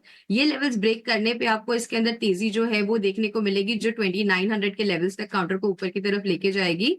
तो हाल फिलहाल में अभी वेट एंड वॉच करें। अगर ये काउंटर जो है वो 2800 के भाव ऊपर की तरफ क्रॉस करता है तो खरीदारी करके चल सकते हैं। नीचे की तरफ स्टॉप लॉस जो आपको इसके अंदर लगा के रखना रहेगा तो 2740 का काउंटर रहेगा। ओके, ठीक है। कुछ हाई रोल ओवर वाले शेयर भी मैं पता कर लेता हूं जिनका रोल ओवर इस बार काफ़ी हाई चल रहा है। वैसे मैं 4-5 नाम एक साथ बता देता हूं, उसमें से किरण सर एक शेयर आपको बताना होगा, मैं आपको पूछता हूं अभी वो है गोदरेज CP का। दिखाते हैं ना सारे शेयर्स, हैं इन सब में रोल ओवर 90% से ज़्यादा का है, यानी कि माल ट्रांसफ़र हो चुका है। अब इस सीरीज़ में कुछ नहीं होगा, जो होगा वो अगली ही सीरीज़ में होगा, और इनका रोल ओवर काफ़ी हद तक पॉजिटिव वाला भी है। गोदरेज CP, ठीक है, ये दिखाइए। डी मार्ट, एक क्रॉम्पटन है और एक JSW स्टील है। ये 4 शेयर है जिनका रोल ओवर 90% से ज़्यादा का है। इसमें एक काम करते हैं, डी मार्ट और गोदरेज CP चेक करवाते हैं। किरण जान, इन दोनों शेयर्स को चेक कर लो, कोई ट्रेड बनता है तो बताइए। हाई रोल ओवर वाले शेयर्स हैं सर ये। तो बाई का ट्रेड एक में बन रहा है, एक में सेल का ट्रेड बन रहा है। पहले गोदरेज CP की अगर हम बात करें तो गोदरेज CP में क्लियर कट एक बुलिश डाइवर्जेंस बन रहा है। साथ ही साथ आप देखो तो एक हार्मोनिक बुलिश पैटर्न भी बन रही है और कैंडलस्टिक पैटर्न के फ्रंट पे एक बुलिश हैमर कैंडलस्टिक पैटर्न भी बन रही है। सो मल्टीपल बुलिश यहाँ पे सेटअप दिख रहे हैं हमें। तो गोदरेज से भी करंट मार्केट प्राइस से हमें लॉन्ग करना चाहिए। जो एक पोजिशनल स्टॉप लॉस हमें मेंटेन करना है वो 1030 का स्टॉप लॉस मेंटेन करना है। अगर 1030 का स्टॉप लॉस नहीं ब्रेक हुआ और अगर आप ये पूरी मार्च महीने की एक्सपायरी होल्ड कर सकते हो तो देयर आर चांसेस कि आप ऊपर में 1120 से 1150 तक के टारगेट एक्सपेक्ट कर सकते हो। तो मेरे हिसाब से गोदरेज सीपी डेफिनेटली लॉन्ग करके जाना चाहिए। डीमार्ट की बात करें तो डीमार्ट में एक जो अपस्विंग आया था उसको सस्टेन नहीं कर पाया काउंटर अपनी सभी इंपॉर्टेंट मूविंग एवरेजेस के नीचे ट्रेड कर रहा है। साथ ही साथ वो उसका जो मोमेंटम इंडिकेटर है वो वापस बेरिश जोन में है और शॉर्ट टर्म एक राइजिंग ट्रेंड लाइन को भी ब्रेक किया है। तो यहाँ पे मल्टीपल नेगेटिव सेटअप दिख रहा है हमें। तो जब तक स्टॉक 3600 के ऊपर नहीं जाता तब तक सेल ऑन राइज का ही यहाँ पे आउटलुक रहेगा। 3600 के स्ट्रिक्ट स्टॉप लॉस के साथ मेरे हिसाब से यहाँ पे शॉर्ट सेल की पोजीशन भी ली जा सकती है। तो गोदरेज सीपी लॉन्ग, डीमार्ट यहाँ पे शॉर्ट सेल। ठीक है, डन। महेश सर के पास भी आता हूँ। हालांकि मैं इसमें कुछ टेक्निकल शेयर्स ढूंढ रहा था, लेकिन एक दो शेयर मेरे को और भी ऐसे मिले हैं जहाँ पे थोड़ा एक व्यू पॉइंट लेना ज़रूरी है। सर, हम कहते हैं कि गिरावट में अच्छे शेयर खरीदने चाहिए। अच्छे शेयर्स का मतलब है कि देश की 2-3 बड़ी कंपनीज़ जैसे कि रिलायंस, जैसे कि HDFC, L&T, HUL, है ना, TCS, इन्फोसिस, ये अच्छे ही शेयर हैं। इनसे अच्छे शेयर और कैसे लेके आएंगे? इनमें से कोई पसंद है आपको? जो मैंने 4-5 नाम लिए आप कहें तो मैं वापस बता देता हूँ। IT के 2 दिग्गजों की TCS, इन्फोसिस, HUL कंजम्पशन से ले लिया, L&T कैपिटल गुड्स से ले लिया, HDFC, रिलायंस 2 दिग्गज हैं। इनमें से कहीं आपका कन्विक्शन हाई है? Morning Nipi ji, I think large names में से हमारे हिसाब से आई थिंक जो हम EPS रेटिंग्स और रैंकिंग्स देखते हैं मार्केट्स विद इंडिया में, कोटक बैंक ये ठीक ठाक प्लेस लग रहा है 2-3 वजह से। एक आई थिंक जो फंडामेंटल रीजंस है नंबर्स को लेके ये ठीक ठाक आए हैं। दूसरा जो मैनेजमेंट की कमेंट्री है लोन ग्रोथ को लेके, एडवांस डिपॉजिट रेशियोज को लेके, एसेट क्वालिटी को लेके ये बरकरार रख रहे हैं। इसकी वजह से आई थिंक जो वैल्यूएशन है ये ठीक ठाक लग रहा है। दूसरा आई थिंक जो प्लेसमेंट है जैसे हम मार्केट्स विद इंडिया में देखते हैं और जिसे हम मापते हैं EPS rating, RS rating, institutional holding और कैंसलिंग के सारे पैरामीटर्स यूज करते हैं, वहाँ भी ये स्टॉक ठीक ठाक लग रहा है। और इसलिए हमें लगता है I think with in the large names Kotak Mahindra bank ये स्टॉक आपके वॉच लिस्ट पे बहुत जरिया कोटक महिंद्रा बैंक पर, लेकिन इसके अलावा MFI सेक्टर पर एक बड़ी खबर निकल कर आई है जहां पर रिजर्व बैंक ऑफ इंडिया ने MFI लोन के रिस्क वेटेज में कटौती की है। पूरी डिटेल्स और इसका क्या इम्पैक्ट होगा, कौन से स्टॉक्स पर इम्पैक्ट होगा, डिटेल्स के साथ अब हमारे साथ गौरव जुड़ चुके हैं। गौरव, गुड मॉर्निंग। बताएं किस तरह का इम्पैक्ट MFI सेक्टर पर आज दिखेगा? जी हाँ, RBI की तरफ से फिर से एक बार कुछ नए मेजर्स देखने को मिले लिक्विडिटी पुश करने के लिए। इस बार उन्होंने रिस्क वेट जो है वो कम कर दिया है MFI लोन्स के लिए और जो बैंक NBFCs को लोन देती है उसके लिए। इसका इम्पैक्ट अगर हम देखें तो पहले RBI ने नवंबर 2023 में ये जो रिस्क वेट्स थे वो बढ़ा दिए थे इन 2 कैटेगरीज के लिए, और उसके बाद हमने देखा कि बैंक की तरफ से जो NBFCs को लोन जाता है वहाँ पे ग्रोथ मॉडरेशन देखने को मिला। ये जो ग्रोथ रेट था वो 7% पे आ गया था, जो कि पहले 30% से भी ज़्यादा था। अभी जब ये रिस्क वेट्स फिर से घटा दिया है, इसके 3 तरह में इम्पैक्ट हो सकते हैं। सबसे पहले जो ऐसे बैंक है जिनका NBFCs को एक्सपोजर ज़्यादा है उनका CET1 रेशियो जो है वो बूस्ट होते हुए हमें देखने को मिल सकता है। इसमें अगर हम बात करें तो bank of Baroda, federal bank, SBI जैसे बैंक्स है जहाँ पे हमें लगभग 30 बेसिस पॉइंट से भी ज़्यादा इम्पैक्ट देखने को मिल सकता है। और इसी के साथ साथ HDFC bank, ICICI bank, AU small finance bank, ऐसे भी कई बैंक्स हैं जहाँ पे CET1 रेशियो में 20 बेसिस पॉइंट से भी ज़्यादा एक्रीशन जो है वो देखने को मिल सकता है। अगर हम दूसरी बात करें बैंक्स जिसको MFI एक्सपोजर ज़्यादा है, इसमें आता है बंधन bank, AU small finance bank, IndusInd bank. यहाँ पे भी एक CET1 एक्रीशन जो है वो देखने को मिल सकता है। इनफैक्ट सिटी का मानना ये है कि कहीं पे ये जो सब बैंक्स है वहाँ पे अच्छा एक्रीशन तो देखने को मिलेगा ही, और इसी के साथ साथ CLSA ने भी कुछ एक क्वांटिफाई किया है नंबर। उनका मानना यह है कि बंधन बैंक के माने तो कहीं पे 160 बेसिस पॉइंट का एक एक्रीशन जो है देखने को मिल सकता है, और इंडसइंड बैंक में ये जो एक्रीशन है वो अराउंड 36 बेसिस पॉइंट का हो सकता है। इसी के साथ साथ जो सेंटिमेंट्स था MFI को लेके वो भी एक बूस्ट हो सकता है, क्योंकि अभी RBI ने रिस्क वेट जो है वो कम कर दिया है।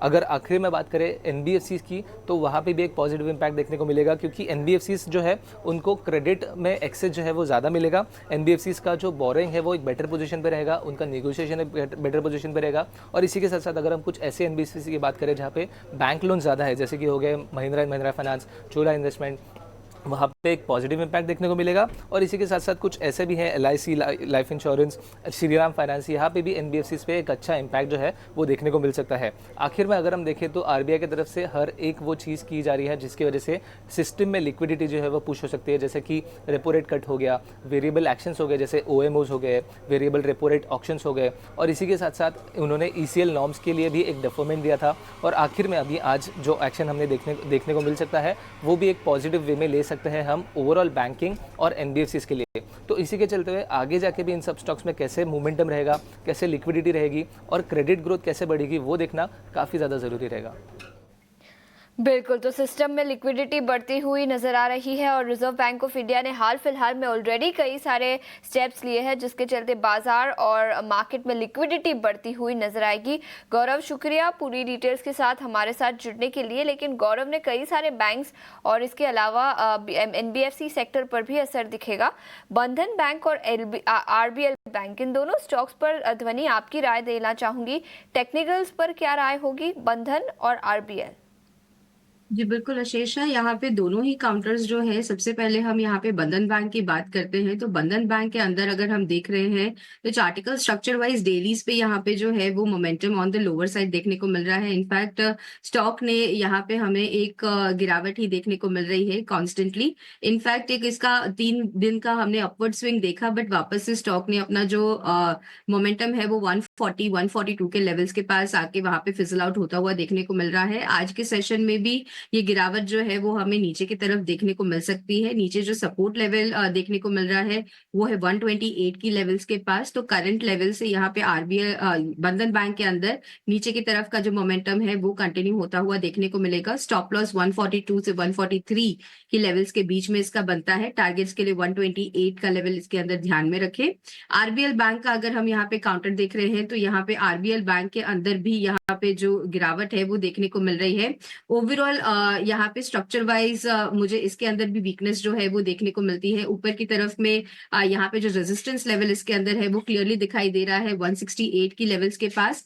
वहां से नीचे की तरफ का मोमेंटम इसके अंदर हमने देखा है। जो सपोर्ट लेवल है वो 149 के लेवल के पास देखने को मिल रहा है। तो दोनों ही काउंटर्स के अंदर एक कॉशियस अप्रोच बनता है और सेल ऑन राइज की रणनीति हाल फिलहाल के लिए इसके अंदर सही रहेगी।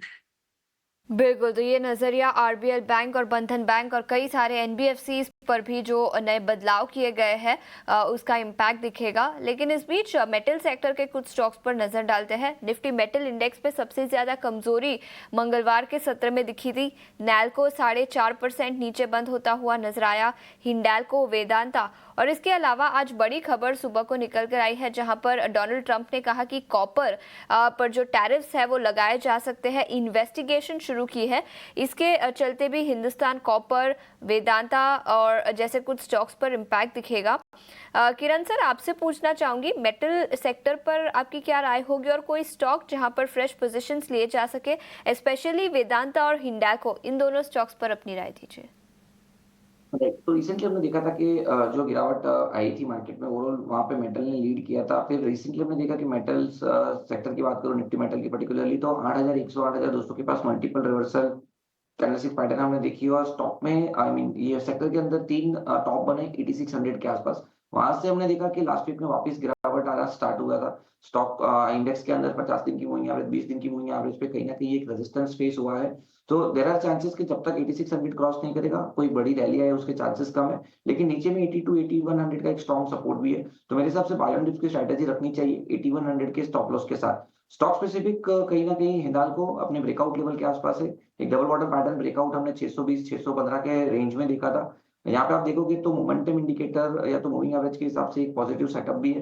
तो मेरे हिसाब से बाय ऑन डिप्स यहाँ पे बेटर रहेगा और जो एक स्ट्रिक्ट स्टॉप लॉस हमें मेंटेन करना है वो 600 के नीचे का मेंटेन कीजिए और आप लॉन्ग करके जा सकते हैं। अगर 605 या 600 का लेवल नहीं ब्रेक होता है तो वापस 650 तक हिंडाल्को यहाँ पे आ सकता है। वेदांता की अगर बात करें तो मेरे हिसाब से वेदांता में अभी जिस तरह से ओवरऑल सेटअप बना हुआ है कहीं ना कहीं एक जो स्ट्रॉन्ग सेटअप था 400 405 उसके आसपास ट्रेड कर रहा है। तो यहाँ पे जिनके पास है वो होल्ड रख सकते हैं 400 के स्टॉप लॉस के साथ। नई खरीदारी के लिए मेरे हिसाब से वेटिंग मत करना चाहिए। या वेदांता और इसके अलावा हिंडाल्को पर भी किरण जी ने अपनी राय दी, लेकिन इसके अलावा जोमेटो इस स्टॉक में अच्छी खासी तेजी मंगलवार को दिखी थी। याद रखें बर्नस्टीन की रिपोर्ट आई थी जहां पर उन्होंने आउट परफॉर्म की रेटिंग बरकरार और 310 रुपए प्रति शेयर का लक्ष्य दिखा था। हाँ, दिन के ऊपरी स्तर से थोड़ी सी गिरावट दिखी थी, लेकिन फिर भी जोमेटो तेजी के साथ बंद होता हुआ नजर आया था। किरण सर, जोमेटो इस स्टॉक पर आपकी क्या राय होगी टेक्निकल्स पर? तो जोमेटो की अगर हम बात करें तो जिस तरह से ओवरऑल चार्ट पैटर्न है, कहीं ना कहीं double bottom pattern breakout definitely stock के ऊपर है। हमने देखा था कि बीच में स्टॉक 20 दिन की मूविंग एवरेज के ऊपर सस्टेन हुआ था, लेकिन 100 दिन की या तो 200 दिन की मूविंग एवरेज का रेजिस्टेंस फेस हुआ। लेकिन ओवरऑल सेटअप काफी अच्छा है, मेरे हिसाब से लॉन्ग बने रहना चाहिए। जिनके पास भी पोजीशन है नई खरीदारी भी करनी चाहिए 200 रुपए के स्टॉप लॉस के साथ। अगर 200 रुपए का लेवल ब्रेक नहीं होता है और आप 1 से 2 महीना स्टॉक को होल्ड कर सकते हैं तो देयर आर चांसेस 270 280 तक ये काउंटर आपको देखने को मिल सकता है जोमेटो पर। लेकिन इस बीच टीटागढ़ रेल सिस्टम्स पर एक रिपोर्ट आई है, वरुण हमें बता रहे थे, जहां पर उन्होंने ओवरवेट की राय रखी है।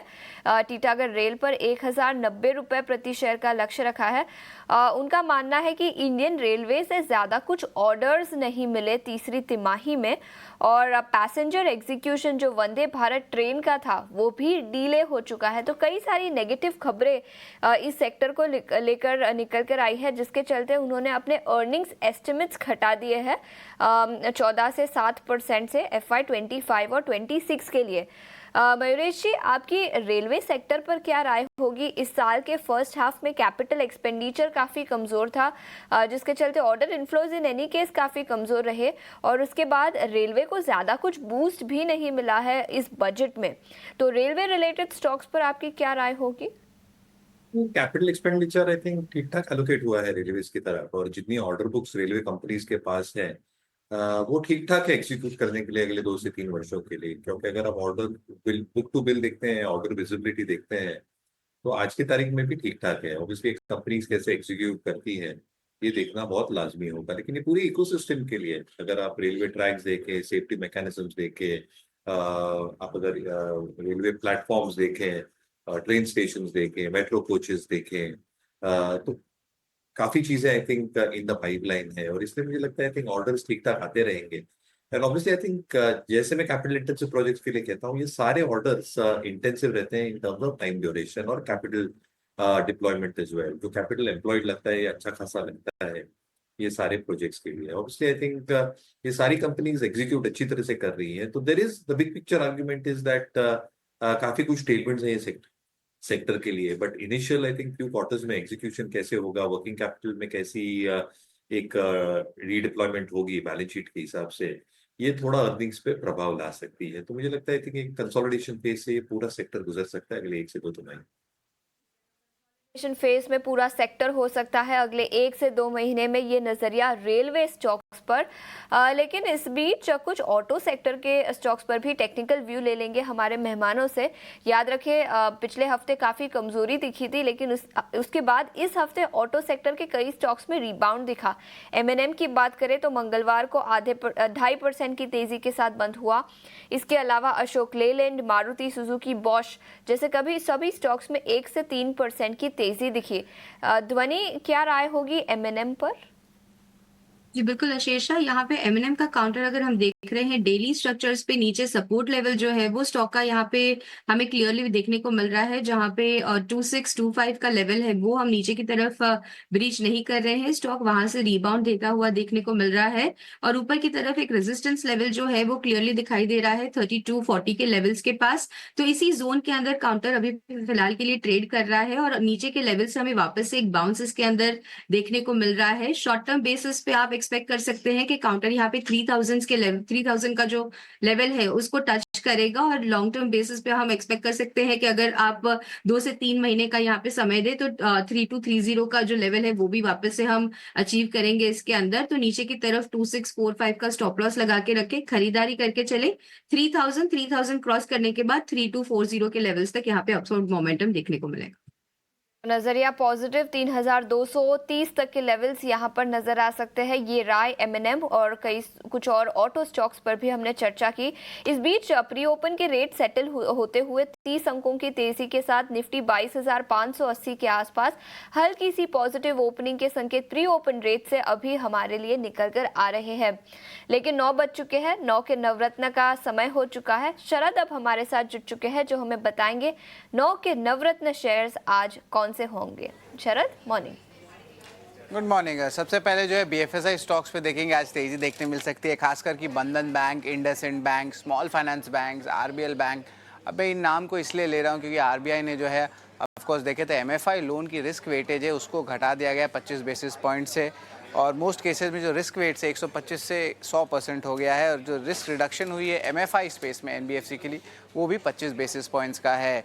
ये जो इम्पैक्ट होती है उसके कारण जो रिकवरीज होती है उसमें अच्छी इंप्रूवमेंट देखने मिलती है। बंधन बैंक जो one of the biggest beneficiaries रहेगा तो स्टॉक में अच्छी तेज़ी देखने मिल सकती है।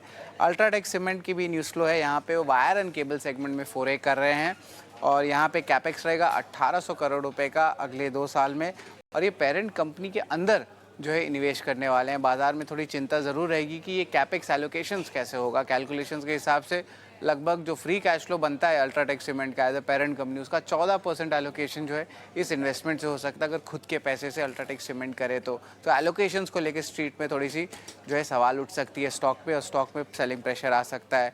ऑफकोर्स कुछ और बात करें तो cable wiring stock such as Polycab, KEI Industries, यहाँ पे भी नज़र रखिएगा। यहाँ पे ट्रम्प के आदेश से जो है आप कह सकते हैं कि कॉपर फ्यूचर्स में जो है आप 5% उछाल आया है। अब ये यूएस कॉपर इंपोर्ट्स पे जो है टैरिफ प्रोब लगे हैं, और कॉपर एक इम्पॉर्टेंट रॉ मटेरियल भी होता है आपका वायर सेगमेंट में, तो इसके कारण जो है एक नेगेटिव न्यूज़ फ्लो आ रही है। लेकिन याद रखिए पॉलीकैब, के इंडस्ट्रीज़, केईसी, ये सब जो है नेगेटिवली इम्पैक्टेड इसलिए भी हो रहे हैं क्योंकि अल्ट्राटेक सीमेंट जो है इस नए कैटेगरी में आया है, और ये जो मार्केट लीडर्स है इनके जो है initially sentimentally negative news flow है, तो पॉलीकैब और ये सारे स्टॉक्स में दबाव आ सकता है। जुबिलेंट फूडवर्क्स आज सबसे पहला एनालिस्ट मीट होने वाला है, और बुलिश नज़रिया जो है स्ट्रीट का बन रहा है, खासकर क्योंकि जो एसएसजी परफॉर्मेंस हुई थी इस क्वार्टर वो बहुत स्ट्रांग आई थी, और किस तरह जो है कंपटीशन और एक्सपेंशन पे मैनेजमेंट बात करती है उस पर बाजार की नज़र रहेगी, लेकिन होप है कि बहुत पॉजिटिव रहेगा। कोफोज की बात करें तो स्टॉक स्प्लिट की बात होगी, 4 मार्च को जो है इनकी बोर्ड मीट होने वाली है, तो कोफोज पे भी नज़र रखिएगा, स्लाइड पॉजिटिव है। Negative news flow Prestige estates के लिए कंपनी ने कहा कि आईटी डिपार्टमेंट जो है कुछ सर्च प्रोसीडियर्स कर रहे हैं कंपनी के रजिस्टर्ड ऑफिस और कुछ ब्रांच ऑफिस में, और ये कंपनी ने माना है एक्सचेंज फाइलिंग में।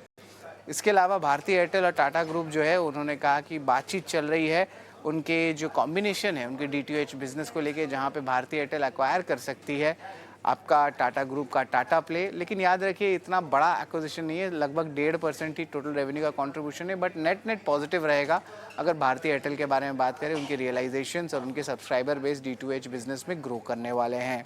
इंटरग्लोब एविएशन के लिए भी पॉजिटिव न्यूज़ फ्लो है। इंडिगो ने साइन किया है एक dam please agreement 3 wide body aircraft के लिए, और कंपनी की जो थे एक इंपॉर्टेंट कॉल भी हुई थी जहाँ पे मैनेजमेंट ने इंटरनेशनल एक्सपेंशन पे बुलिश नज़रिया बताया। और आखिरी स्टॉक हमारा big bold brokerage Titagarh Rail Systems रहेगा। यहाँ पे मॉर्गन स्टैनली की जो है डाउनग्रेड आई है, मेंटेन ओवरवेट रखा है, लेकिन टारगेट प्राइस घटा दिया है, 1300 से घटा के 1090 कर दिया है। और ओवरऑल फ्रेट सेगमेंट में उन्होंने कहा है कि जो व्हील सेट की ऑर्डर इंडियन रेलवे से वो तीसरी तिमाही में कम आई है, और एग्जीक्यूशन इश्यूज भी हो रहे हैं, उसके कारण कुछ प्रोजेक्ट्स डिले हो रहे हैं। तो ये अहम स्टॉक्स है जिस पे आपकी आज नज़र होनी चाहिए।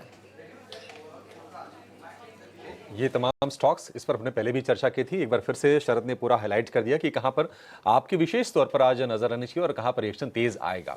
शरद, बहुत शुक्रिया आपका। अब हमारे साथ चर्चा में जुड़ गए हैं मैन फ्रॉम मोतीलाल ओसवाल रुचित जैन। रुचित जी, बहुत शुक्रिया आपका समय देने के लिए, स्वागत करेंगे आपका। आपके शेयर से शुरुआत कर लेते हैं, बताइए कहां पर आपकी नजर होगी आज? जी very good morning Abhishek ji. Well आज खरीदारी के लिए श्रीराम फाइनेंस हम रेकमेंड कर रहे हैं। वेल इन्वेस्टी स्पेस में एक थोड़ी रिलेटिव आउट परफॉर्मेंस पिछले कुछ समय के करेक्टिव फेज में हमने देखी है, और श्रीराम फाइनेंस में रिसेंटली एक फॉलिंग ट्रेंड लाइन का ब्रेकआउट हमने आते हुए देखा है। सो यहाँ पे हमें लग रहा है कि एक पॉजिटिव मोमेंटम आज कंटिन्यू रह सकता है। तो करंट लेवल्स पे क्लोजिंग के आसपास मिलता है, तो यहाँ पे श्रीराम फाइनेंस में खरीदारी करने की सलाह रहेगी 558 के स्टॉप लॉस से 600 के टारगेट के लिए। एक ही शेयर रुचित, ओनली वन?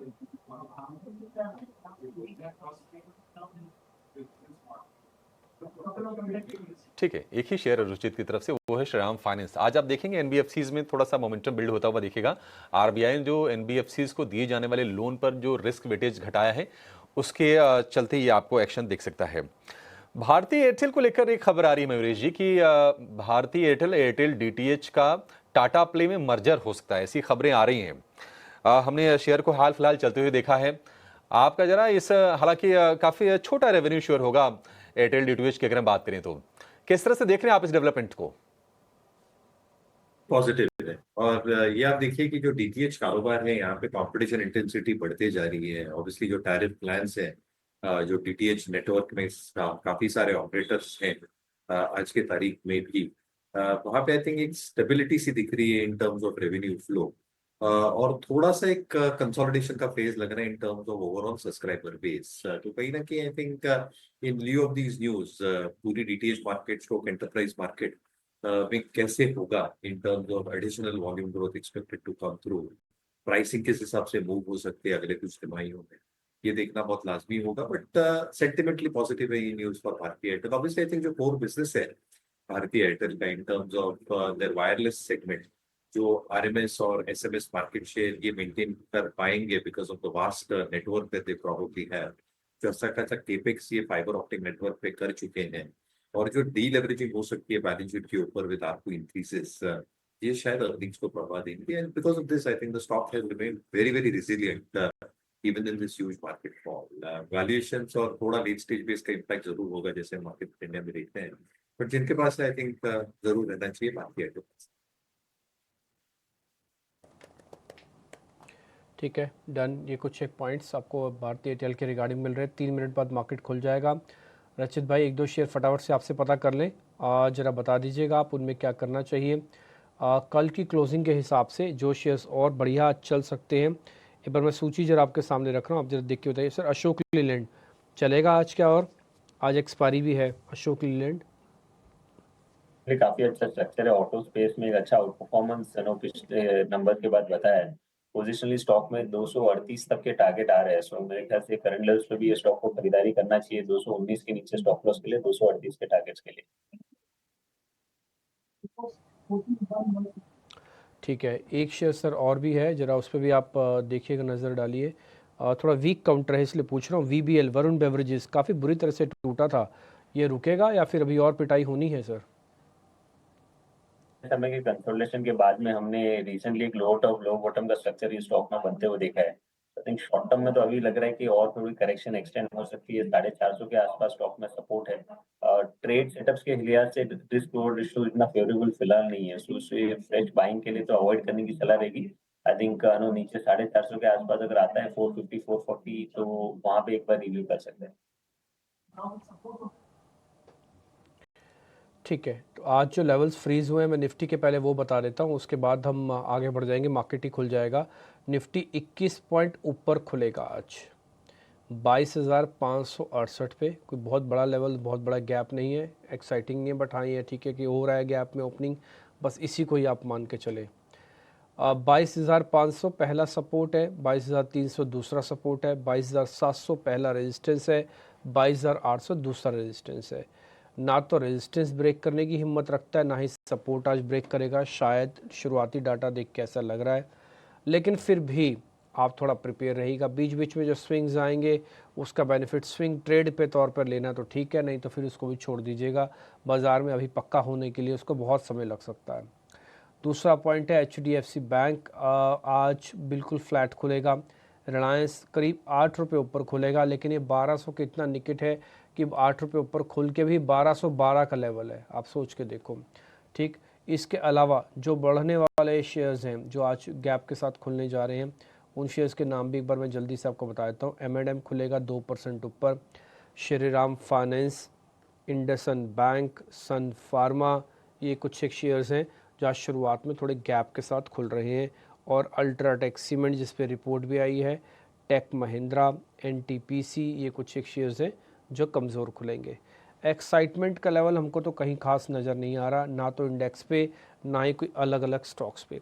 जैसे बाज़ार हम बुधवार को बंद करके गए और माफ़ी मंगलवार को, वैसे आज बृहस्पतिवार के आसपास ट्रेड देखने को मिल रहा है। कोई लेवल्स, किसी तरह का कोई नई चीज़ मार्केट के अंदर नहीं है, वही सब पुरानी चीज़ें ही हैं।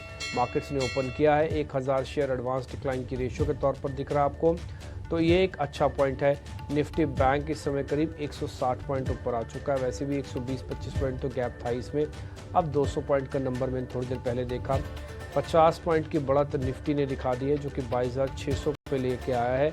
इसका एक मतलब तो साफ है कि 22,500 को शुरुआत अभी बचा सकती है। देखते फिर आगे चल के क्या होता है। एडवांस डिक्लाइन की रेशो काफ़ी अच्छी है। इसका मतलब मिड कैप और स्मॉल कैप का पार्टिसिपेशन है शुरुआत से ही आपको देखने को मिल रहा होगा। ये पॉइंट भी नोटिस करने का है। ठीक, रिलायंस इंडस्ट्रीज़ करीब 10 रुपये शुरुआती बढ़त के साथ है। 12-13 का इसका लेवल है। और HDFC बैंक के अंदर भी 1690 का भाव है। इसने 1700 का भी अचीव नहीं किया है। ठीक, इंडिया विक्स को थोड़ी देर बाद चेक कीजिएगा। वैसे भी इंडिया विक्स इतने कंफर्ट जोन के अंदर है कि कोई दिक्कत नहीं। अगर बाजार चल भी जाएगा और विक्स बढ़ भी जाए तब भी मेरे को नहीं लगता कोई प्रॉब्लम आएगी। अभी 13, 13.5 के आसपास का विक्स चल ही रहा है। अब आ जाते हैं जरा गेनर्स पे। मार्केट को गेन कौन कौन दे रहा है, पहले जरा मैं फ्रंट लाइन शेयर्स भी बता देता हूँ आपको। एक है M&M, जरा दिखाते जाइएगा स्क्रीन पर। ठीक, अच्छा पहले वो 6 शेयर दिखा दीजिए जो कि मार्केट के अंदर बड़ी वेटेज रखते हैं। HUL, L&T, TCS, Infosys, Reliance industries और HDFC बैंक। ये 6 शेयर्स पहले आप जरा फायर कर देंगे तो आपको आइडिया लग जाएगा कि ज़्यादातर शेयर्स में no aggression and no depression है। टूट रहे नहीं तो चल भी बहुत अच्छे से नहीं रहे। कोई भी शेयर मेरे को अभी तक स्क्रीन पर ऐसा नहीं दिखा जिसके पास 1% का भी गैप हो, गैप अप हो या फिर गैप डाउन हो। 1% का भी ऐसा कोई शेयर मेरे को अभी तक तो नहीं दिखा। इसलिए मैं इसको बड़े शेयरों को आज फिर से एक डल कैटेगरी में डाल के छोड़ देता हूँ। अब मैं जिन शेयर्स के नाम बोल रहा हूँ प्रोड्यूसर साहब, अब वो फायर अप करना। पहला दिखाना M&M का शेयर, ठीक। उसके बाद दिखाओ इंडसइंड बैंक का शेयर। तीसरा दिखाओ बंधन बैंक, करीब 5% ऊपर है। RBL बैंक करीब 4% ऊपर है। बैंक्स का रोल ओवर पॉजिटिव साइड पे है। वैसे मैं आपकी जानकारी की बताऊँ, ऑटो, बैंक और एक और कोई सेक्टर में अभी आपको चेक करके बता दूंगा। ये तीनों का रोल ओवर पॉजिटिव है। जस्ट अ मिनट में आपको बता ही देता हूँ मैं। हाँ, जिसका पॉजिटिव रोल ओवर है वो है ऑटो, FMCG और बैंक। इन तीनों के रोल ओवर पॉजिटिव से, ठीक। अब आते हैं जरा टॉप गेनर्स वाली उसी सूची के अंदर ही। एक तो बंधन बैंक, RBL, चोला फिनकॉर्प भी दिखा सकते हैं आप, दिखाना चाहें तो 4% ऊपर है। ये वो सारी NBFCs हैं, टिपिकली चोला फिन वगैरह। नहीं तो इसमें बैंक्स भी अच्छे पार्टिसिपेट कर रहे हैं। और जैसे मैंने आपको शुरुआत में कहा कि आज बैंक का रोल ओवर भी काफ़ी अच्छा जा रहा है, मतलब पॉजिटिव साइड पे है। नेगेटिव कौन कौन से शेयर टूटे हैं भयंकर, वो है पॉलीकैब, KEI इंडस्ट्रीज़, हेवल्स। ये सारी वही खबर है जो कॉपर से रिलेटेड वाला मैटर भी आपके सामने हम रख रहे थे सुबह। ये सब के सब उसी कॉपर से जुड़ी हुई एक झटका झेल रहे हैं। करीब 10% पॉलीकैब, KEI इंडस्ट्रीज करीब 10%। इन सब का रॉ मटेरियल एक्चुअली सब तार बनाने वाली कंपनीज है।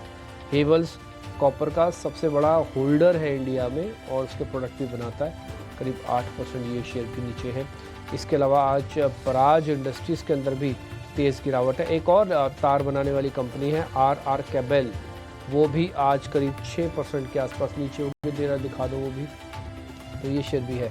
देखो अब एडवांस डिक्लाइन की रेशियो में थोड़ा सा वापस विपरीत हुआ है। अब 1100 शेयर डिक्लाइंस में हो चुके हैं, एडवांसेस कम हो गए हैं, ठीक। तो ये एक पॉइंट है जो कि मार्केट्स के अंदर अभी भी मतलब कहते हैं सबका साथ सबका विकास वैसा नहीं हो रहा है। और कुछ सेगमेंट आज चले और कुछ सेगमेंट एक्स्ट्रॉर्डनरी पीटे हैं मार्केट्स के अंदर। बैंक निफ्टी ने जो पहले भी बढ़त बना रखी थी अभी भी इसके पास है, 48,800 850 का लेवल है।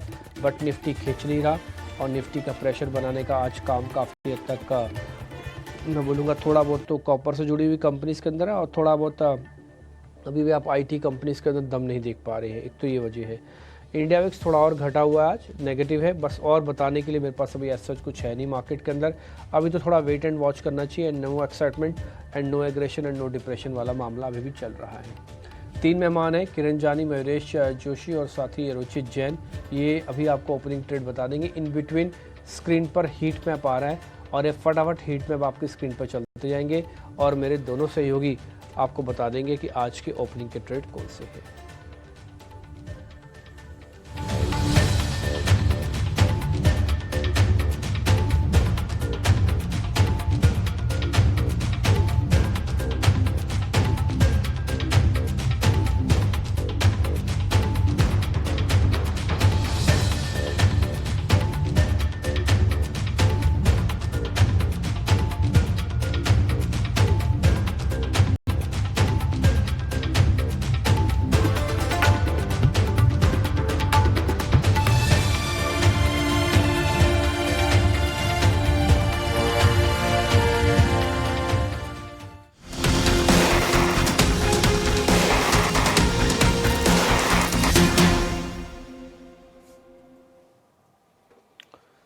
तो निफ्टी बैंक आपको करीब 225 अंकों ऊपर दिखेगा। निफ्टी में जो तेजी है वो करीब करीब 40 अंकों के आसपास की है। लेकिन आज के जो बड़े एक्सीडेंट्स हैं वो वायर और केबल वाली कंपनीज हैं। केया इंडस्ट्रीज, पॉलीकैब, हैवेल्स, ये तीनों के तीनों शेयर वायदा में हैं और जो गिरावट है वो है 6 से 10% की। यही नहीं, अल्ट्राटेक जो कि इस नए बिजनेस में जा रही है, इसको लेकर निवेशक थोड़े से परेशान हैं कि ये कदम कंपनी क्यों उठा रही है। 4.5% के आसपास से गिरावट वहां पर भी है, क्योंकि जो निवेश होने वाला है वो रकम भी ठीक ठाक है। 1800 करोड़ रुपए के आसपास की जो इनिशियल रकम अभी निकल के आ रही है। तो ये आज के मेजर जो डिसरप्शन है शुरुआती कारोबार में ये दिख रहे हैं। लेकिन निश्चित तौर पर फाइनेंशियल जो स्टॉक्स हैं वहां पर हम लीडरशिप देख रहे हैं। बजाज फाइनेंस, श्रीराम फाइनेंस में 2 से 4% के आसपास की अच्छी तेजी है। हमारे एक्सपर्ट्स की नजर कहां पर गई है और कहां पर ट्रेड मिल रहे हैं, ये जानने की कोशिश करेंगे। और रुचित जी, शुरुआत आपसे करना चाहेंगे, आपका ओपनिंग ट्रेड क्या होगा सर?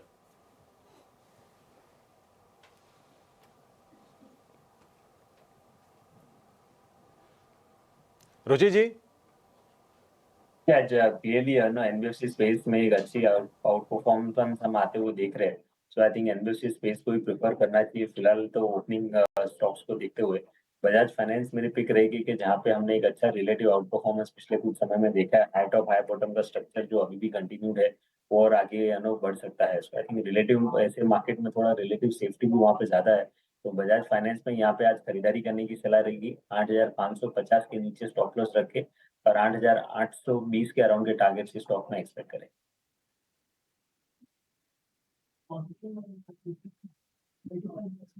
बजाज फाइनेंस पर रुचित की नजर है 8,667 रुपए का भाव है। 2% की अच्छी तेजी पर शुरुआत की है इस शेयर ने। किरण जी, आपकी नजर में कौन सा स्टॉक चलने वाला है यहां से तेज रफ्तार से? तो ओवरऑल एफएमसीजी स्टॉक के अंदर आप ध्यान दे सकते हो। कोलगेट लास्ट 3 दिन से लगातार high top high bottom pattern के अंदर है। आज भी हमने देखा कि गैप डाउन ओपन हुआ लेकिन रिकवरी काफी अच्छी है। तो जब तक ये स्टॉक 25-20 के ऊपर है मेरे हिसाब से लॉन्ग करना चाहिए। एक पोजिशनल स्टॉक के साथ 25-20 का मेंटेन कीजिए और इसको लॉन्ग कर सकते हैं। ओवरऑल ये स्टॉक 1 से 2 दिन में 2600 तक जाने की गुंजाइश रख रहा है। तो कोलगेट डेफिनेटली मेरे हिसाब से लॉन्ग करके जाना चाहिए। ठीक है, 2600 तक जा सकता है कोलगेट पामोलिव का शेयर, ऐसा किरण को उम्मीद है। मेमोरीज जी, पॉलीकैब 10% टूट गया, केआई 10% टूट गया। अभी ये ऐलान है, प्लान है, निवेश होगा, प्लांट लगेगा, रिटेल चैनल्स बनेंगे, डिस्ट्रीब्यूशन फिर शुरू होगा। अभी तो काफी लंबी प्रक्रिया है। ये आपको लग रहा है कि ये वाजिब है 10% टूट जाना इन शेयरों का?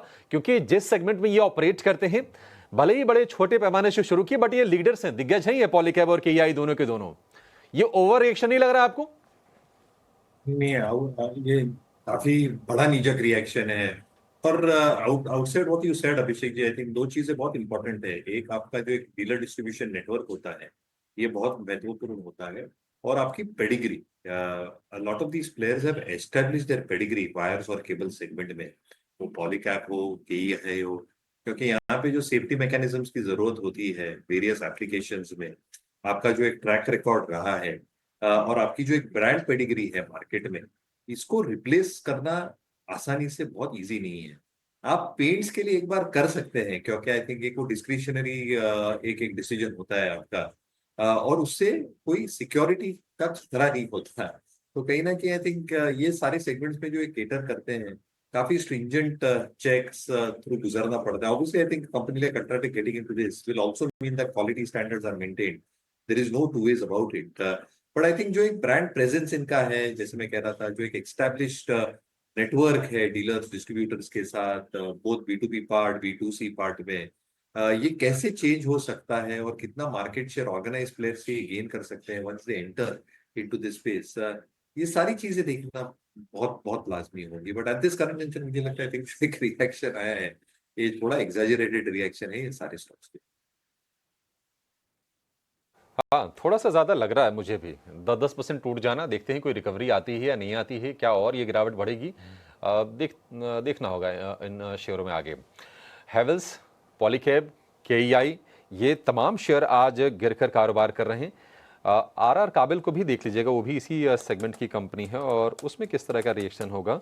आरआर काबिल भी करीब 10% नीचे, 1000 रुपए के आसपास ये भी आ गया है। तो ये जो भी आप नाम सुन रहे हैं ना वायर एंड केबल में, सारे के सारे शेयरों में आज गिरावट हो रही है। अल्ट्राटेक भी टूट रहा है, निवेश कर रहा है और अभी निवेशक उसको एसेस करेंगे कि हाँ ये निवेश कितना सही है इस नए सेगमेंट में जाने का। लेकिन मयूरेश जी, आपसे अगेन एक राय लेंगे। बंधन आरबीएल में आज तेजी है 4 से 6% की। बाकी फाइनेंशियल्स भी चल रहे हैं, Shriram finance, AU small finance bank, Chola investment, Poonawalla Fincorp, MNM financial, AB capital. मतलब अगर आप वायदा में देखेंगे तो सिर्फ वोल्टास अगर हम छोड़ दें तो बाकी सारी की सारी कंपनीज फाइनेंशियल स्पेस वाली हैं। ये क्या इतनी बड़ी राहत है कि क्रेडिट फ्लो को अचानक से सुधार देगा? और आरबीएल और बंधन पर आपसे विशेष टिप्पणी चाहेंगे, कितने कन्विंस हैं आज की तेजी से? और अगर किसी को लॉन्ग टर्म के लिए सोचना है तो क्या इन पर नजर रखें?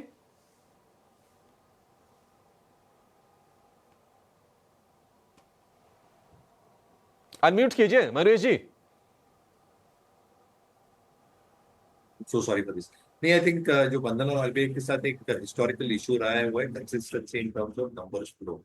और जब तक इसमें एक या दो तिमाही में कंसिस्टेंसी नहीं आती, एक री रेटिंग करना ये स्टॉक्स के लिए थोड़ा मुश्किल बन जाता है।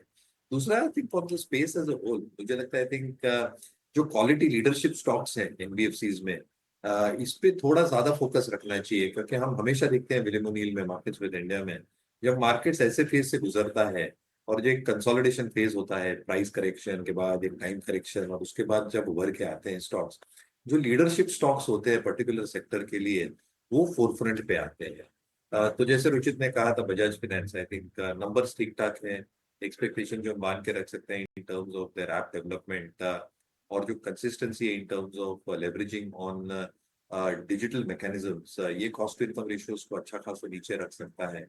At the same time, I think because of the extensive use of data and data analytics, जो क्रॉस सेलिंग अपॉर्चुनिटीज हैं, वो अच्छी खासी उभर के आ सकती है। और इसलिए मुझे लगता है, आई थिंक जो बेटर प्लेयर्स हैं, जिसकी अच्छी पेरेंटेज है, बजाज हुआ, चोलामंडलम हुआ, उसमें क्रेडिट रेटिंग्स भी ठीक ठाक रहते हैं, कैपिटल एडिक्वेसी काफी अच्छी रहती है। और इसकी वजह से आई थिंक जब मार्केट से एक लल फेज से गुजर के ग्रोथ फेज में निकल जाता है, because they have better balance sheet growth and better credit underwriting skills, their pedigree probably comes to the forefront। क्योंकि उसके बाद जो नतीजे आएंगे अगले कुछ 3 या 4 या 5 या 6 नहीं होता है, आउटस्टैंडिंग सेट ऑफ नंबर्स है। इसलिए आई थिंक जब भी कोई सेक्टर एक स्लम से गुजर रहा है, and when it expected to come out से 2 और 3 quarters down the line, leadership stock जैसे हिस्टोरिकली देखा है कई वर्षों या दशकों से, they will come to the forefront. और इसलिए हमें लगता है, I think within this space itself, I think जो क्वालिटेटिव लीडरशिप स्टॉक्स है, स्टॉक्स लाइक बजाज फाइनेंस हुआ या चोला फाइनेंस हुआ,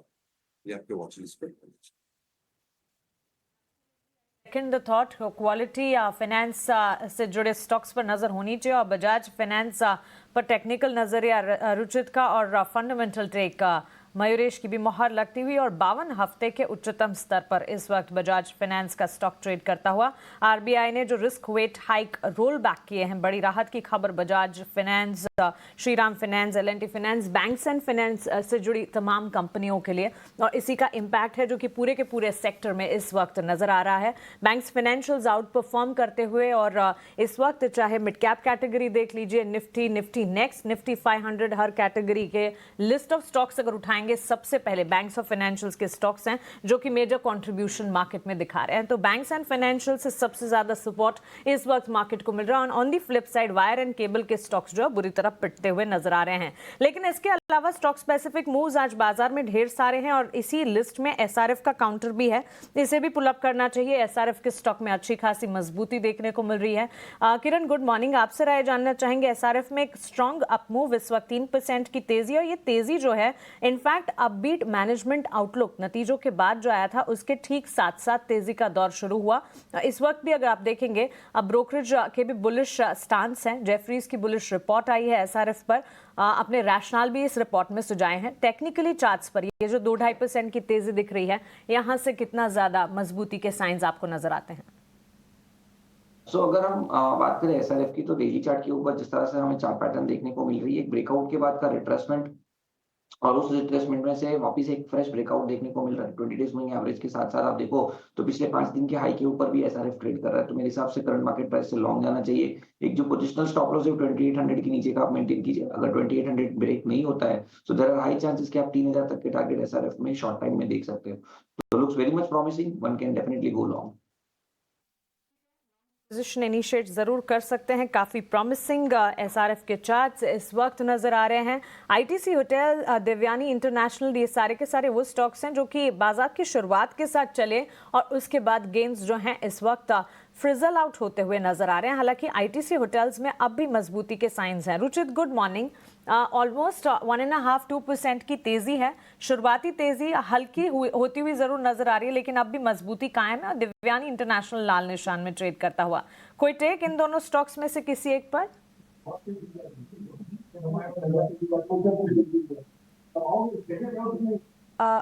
रुचित, क्या आपको मेरी आवाज आ रही है? जी वेरी गुड मॉर्निंग। अगर हम देखें तो पिछले कुछ दिनों में भी एक पुल बैक मूव हमने लो लेवल से डेफिनेटली देखा है, बट फॉलोअप मूव यहाँ पे अभी भी मिसिंग है दोनों ही स्टॉक्स में। सो जब तक फॉलोअप बाइंग नहीं आती है या कोई प्राइस वॉल्यूम एक्शन अच्छे पॉजिटिव नहीं आते, तब तक आई थिंक कोई बड़ी तेजी के एक्सपेक्टेशंस नहीं है। तो मोस्ट हमें लग रहा है कि दिव्यानी इंटरनेशनल भी एक मोर टाइम वाइज करेक्शन है, कंसोलिडेशन फेज में रह सकता है, बट फिलहाल ऐसा समय नहीं लग रहा है कि जहाँ पे एक रनअप मूव हम नियर टर्म में देखेंगे। सो एक कंसोलिडेशन का फेज कुछ समय के लिए और स्टॉक में रह सकता है। 185 एक इमीडिएट रेजिस्टेंस है जो सरपास होना जरूरी है for any trended up. Stocks पर एक राय इस वक्त हमें मिलती हुई एंड क्लियरली इस वक्त मार्केट के साइंस अगर आप देखेंगे, बेरिश स्टांस अब भी बरकरार है। मार्केट में कॉशियस आउटलुक अब भी बनाए रखें। हरे निशान के साथ बाजार खुले जरूर निफ्टी में, लेकिन प्रीवियस सेशन की रेंज को बरकरार रखा और इनफैक्ट एक दिन की छुट्टी के बाद 2 दिन के क्यूज भारतीय बाजार को आज डाइजेस्ट करने थे, जो कि हमने डाइजेस्ट किए। रैशनल शुरुआत फिर भी कही जाएगी। बैंक निफ्टी की अगर बात करें, प्रीवियस सेशन के हाई के ऊपर खुलता हुआ बैंक निफ्टी आज के सत्र में, और बैंक निफ्टी के लिए, बैंक्स फाइनेंशियल्स के लिए जो पॉजिटिव खबर आती हुई दिखी उसका पूरा सहारा मिलता हुआ। फ्लैट लेवल्स पर ब्रॉडर मार्केट्स, मिड कैप और स्मॉल कैप में बिकवाली का दबाव या कमजोरी के साइंस, वॉलिटिलिटी जरूर देखने को मिली। फार्मा 7 महीने के निचले स्तरों पर, मेटल इंडेक्स में हम देख रहे हैं मजबूती के sign. In fact top sectoral gainer आज के सत्र में मेटल इंडेक्स है और इसी के ठीक साथ बैंक्स फाइनेंशियल्स में बजाज फाइनेंस का स्टॉक है जो कि सबसे आगे, और साथ ही श्रीराम फाइनेंस भी सबसे आगे रेडार पर आ रहा है। किरण, आपका शुक्रिया हमारे साथ जुड़ने के लिए, सवालों के जवाब देने के लिए और मार्केट के ओपनिंग के साथ आपके स्टॉक स्पेसिफिक रिकमेंडेशंस भी हमारे साथ साझा करने के लिए।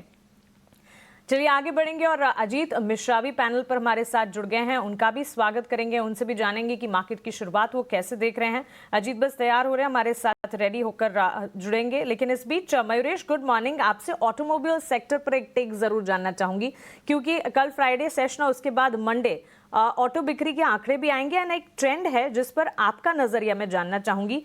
प्रीमियमाइजेशन की स्टोरी क्या पीक आउट होती हुई नजर आ रही है? क्योंकि इन दिनों हाईवेज पर, सड़कों पर काफी प्रीमियम गाड़ियां नजर आ रही है। क्या ये ट्रेंड जारी रहेगा या ये ट्रेंड थमता हुआ दिखेगा? इन टर्म्स ऑफ डिमांड, क्या आपको लगता है 2 व्हीलर की डिमांड आने वाले दिनों में द नेक्स्ट ऑटो सेल्स के डेटा में रिफ्लेक्ट होती हुई दिखेगी? किस तरह का ट्रेंड आप auto sector and auto ancillary पर देख रहे हैं? Morning to you, Mansi.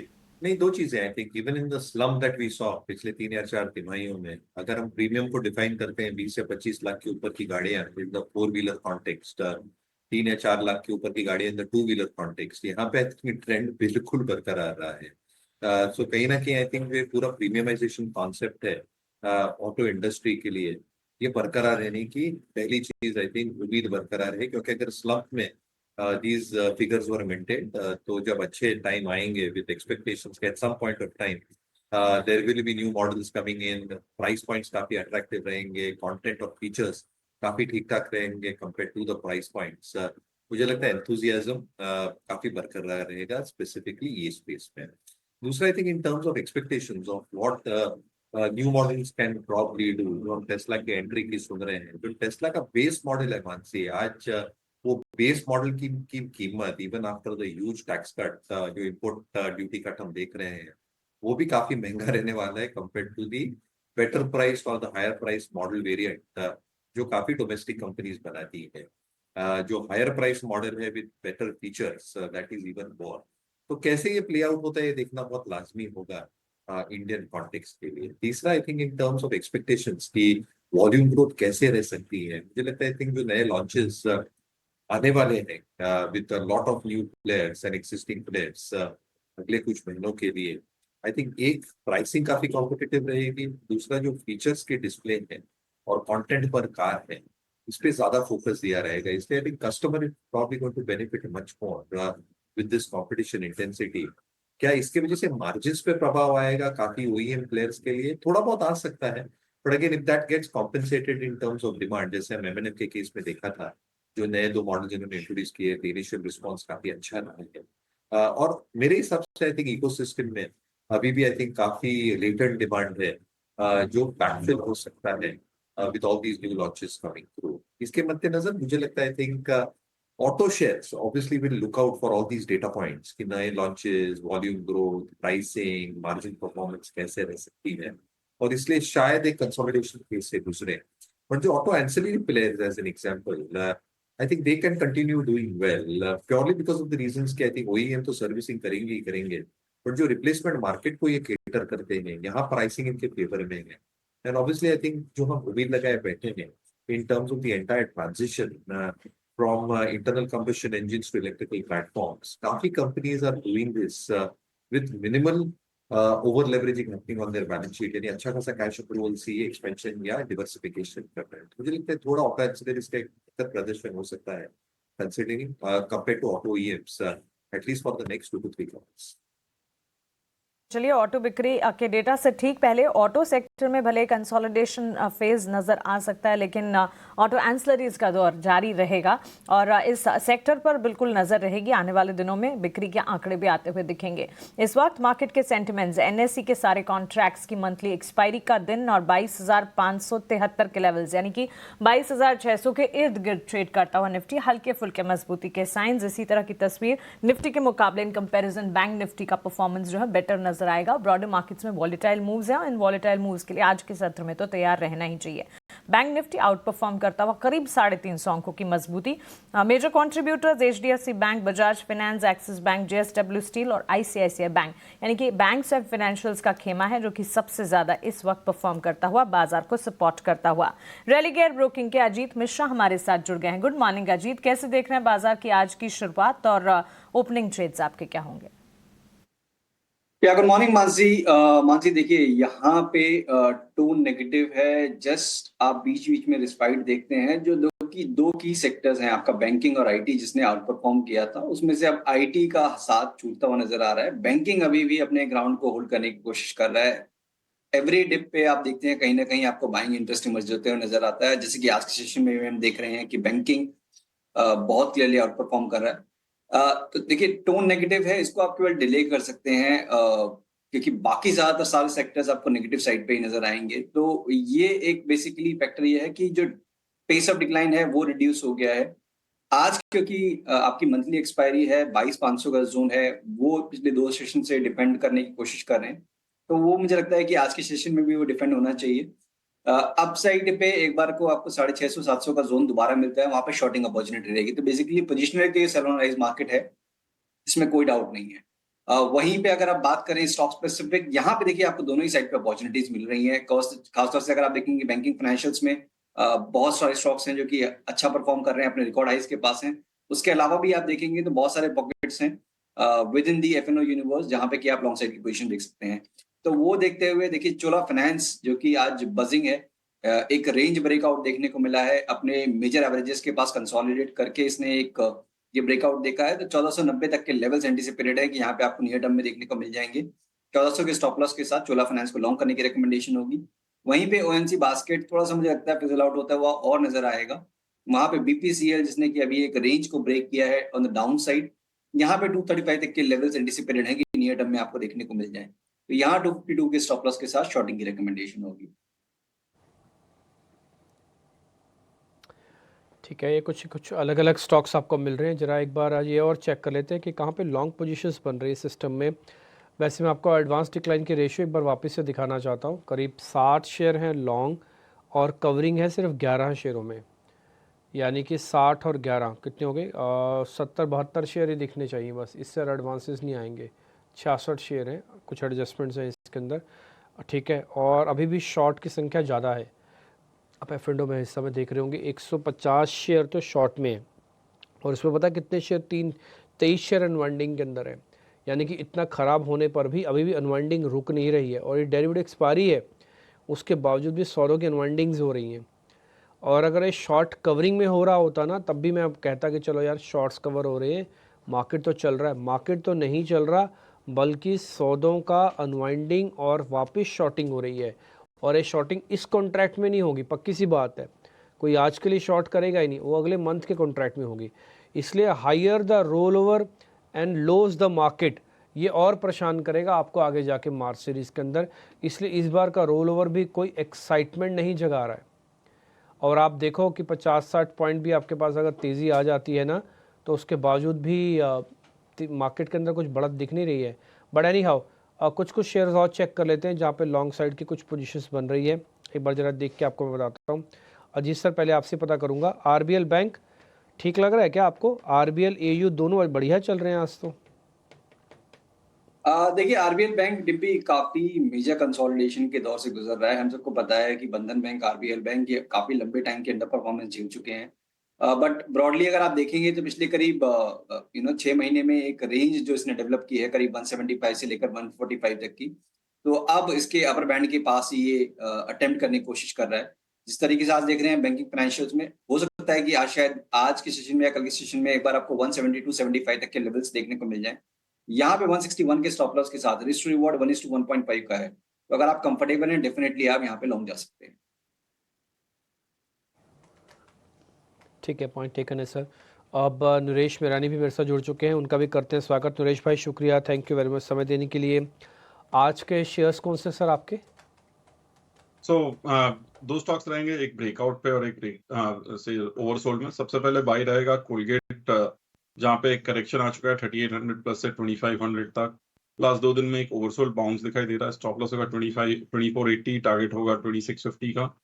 दूसरा बाय होगा अबॉट इंडिया पर, जहाँ पे स्टॉक ने काफी ब्रेकआउट देने की कोशिश की है। Multi week 52 week high and all time high की तरफ है। स्टॉप लॉस होगा 29,000, टारगेट होगा 33,000। ठीक है, अबॉट इंडिया ये हालांकि ये बढ़िया रोल ओवर वाला शेयर भी है इस बार के अंदर, और 33,000 तक के नए टारगेट इसके अंदर है।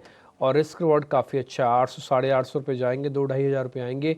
लोग टिकट साइज़ के हिसाब से इसको ख़रीदते नहीं हैं, लेकिन वैसे ये शेयर काफ़ी अच्छा है और अपने सेगमेंट का बढ़िया लीडर भी है ये। ठीक है, चलिए कोई बात नहीं, आगे बढ़ जाते हैं। कुछ और शेयर स्तर से ज़रा चेक करवाते हैं। AB कैपिटल के अंदर पोजीशंस ठीक है, शायद थोड़ा कैरी भी करेगा।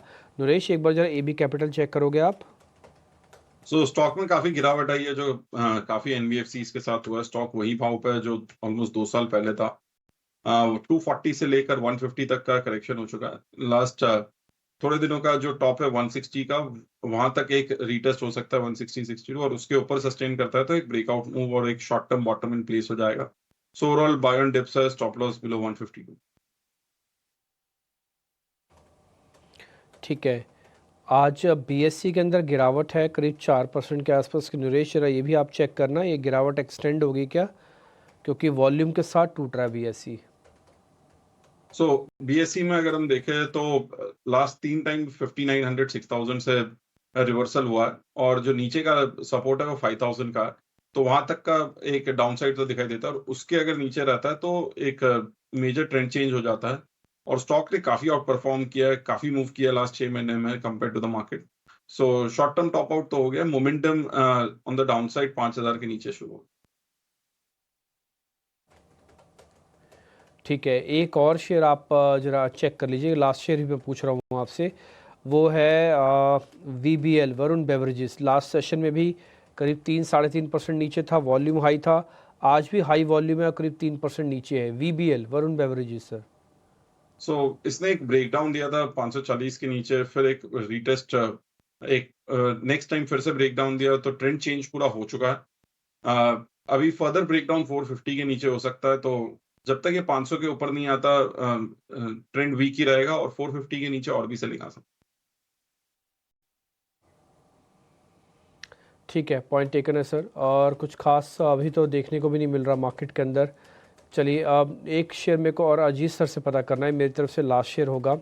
अजीत सर, एक बार ज़रा मैं अनवाइंडिंग का शेयर आपसे चेक करवा रहा हूँ, जहाँ पे थोड़ी अनवाइंडिंग्स हो रही हैं।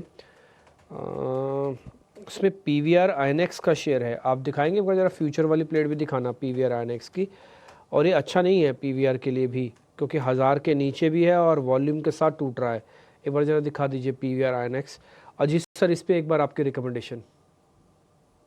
डिम्पी देखिए यहाँ पे भी जो नेगेटिव ट्रेंड है वो काफी ज्यादा स्ट्रेंथ के साथ हम देख रहे हैं। ऑलमोस्ट पिछले करीब 2-2.5 महीने में काफी मेजर डेंट ऑलरेडी ये स्टॉक झेल चुका है। करीब 1600 से आप 950 तक के लेवल्स आ चुके हैं। 52 वीक लो के पास ट्रेड कर रहे हैं। इनफैक्ट जो लास्ट आपका कंसोलिडेशन का जो बेस था 970-80 के पास, जहां पे कि क्लोजिंग बेसिस पे आपने इसको होल्ड किया था, उसके नीचे आप स्लिप कर रहे हैं तो डेफिनेटली यहाँ पे प्रेशर की सिचुएशन खराब होती नजर आ रही है। मींस कि यहाँ पे उसका 850 830 तक के लेवल्स आपको देखने को मिल जाए। यहाँ पे शॉर्टिंग के लिए जो आपका स्टॉप लॉस है वो 975 980 के पास प्लेस्ड है। तो अगर आप कंफर्टेबल हैं इस लेवल के साथ, डेफिनेटली आप यहाँ पे भी शॉर्ट जा सकते हैं। देखो ये अनवाइंडिंग का प्रेशर है, बकायदा हमने आपको दिखाया, इसमें से कोई भी चीज़ आपको ठीक नहीं दिखेगी। देखो आप ओपन इंटरेस्ट चेंज दिख रहा है, करीब करीब 1 लाख शेयर समझ लो, 14 में से 1 लाख शेयर आज जा रहे हैं। दूसरा प्रीमियम भी नहीं है, डिस्काउंट खड़ा है। प्राइस एक्शन देखो 4% नीचे शेयर खड़ा है।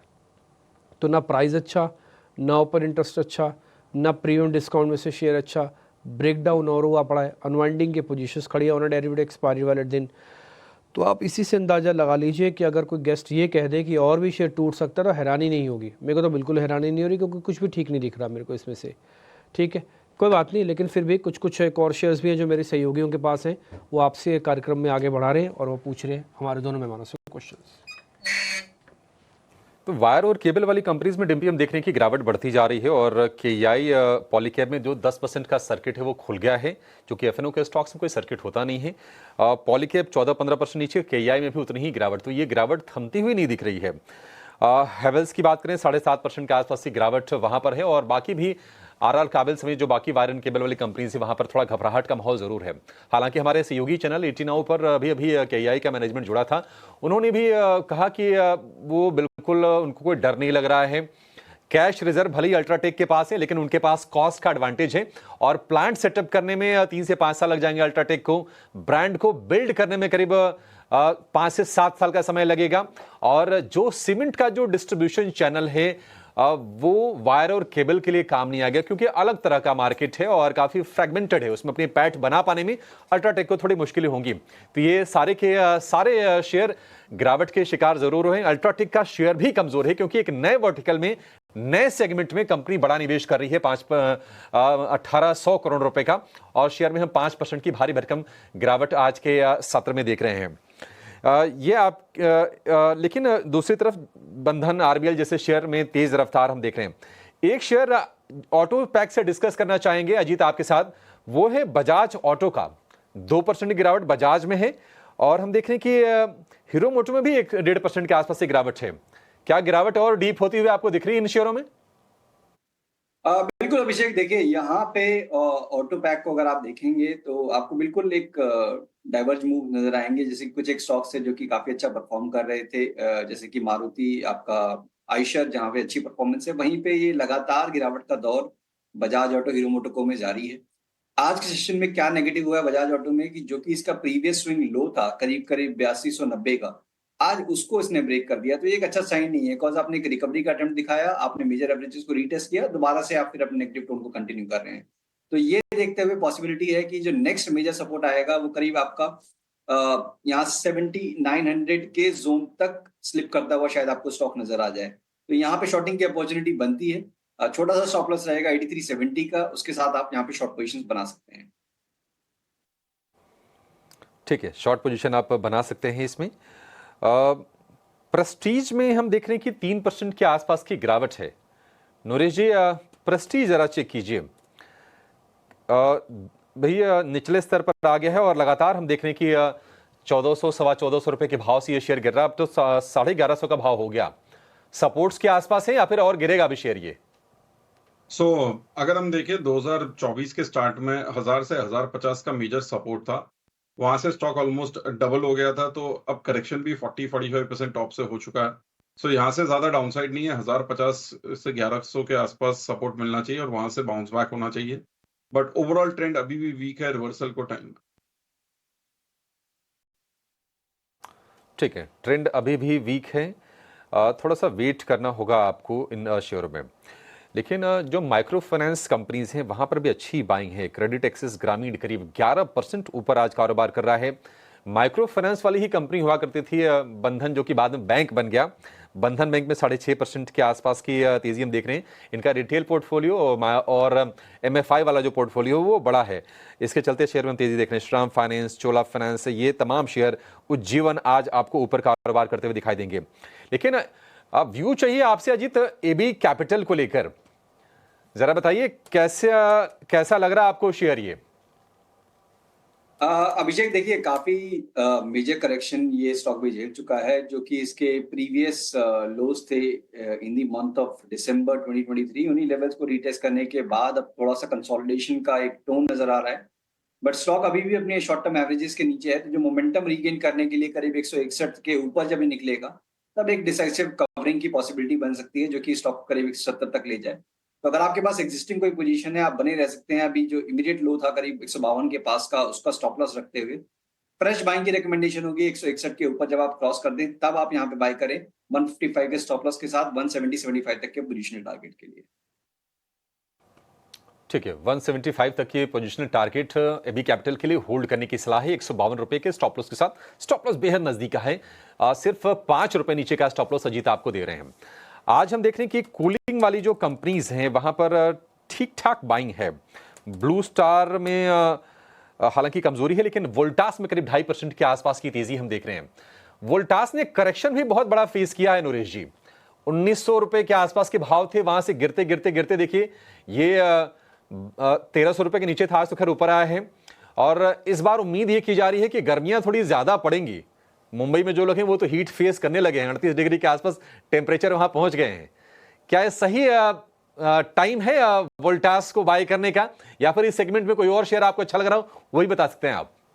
वोल्टास काफी अच्छा लगता है क्योंकि एक अच्छा करेक्शन आ चुका है 1950 से लेके 1200 तक, और 1200 का भाव स्टॉक लॉस 2021 में भी था। तो ओवरऑल रिटर्न अगर हम वो पॉइंट टू पॉइंट भी देखें तो कोई ग्रेट नहीं है। बस जो 2024 के बॉटम से काफी रैली हो गया था, तो एक करेक्शन भी काफी आ चुका है। डबल बॉटम टाइप भी बन चुका है 1200 के आसपास, तो यहाँ से एक 1450 और 1550 का बाउंस बैक हो सकता है। तो डिप्स पे बाई रहेगा अभी भी। ठीक है, वोल्टास को लेकर ये व्यू, डिप्स पर यानी कि गिरावट पर खरीदारी करने की सलाह आपको दे रहे हैं।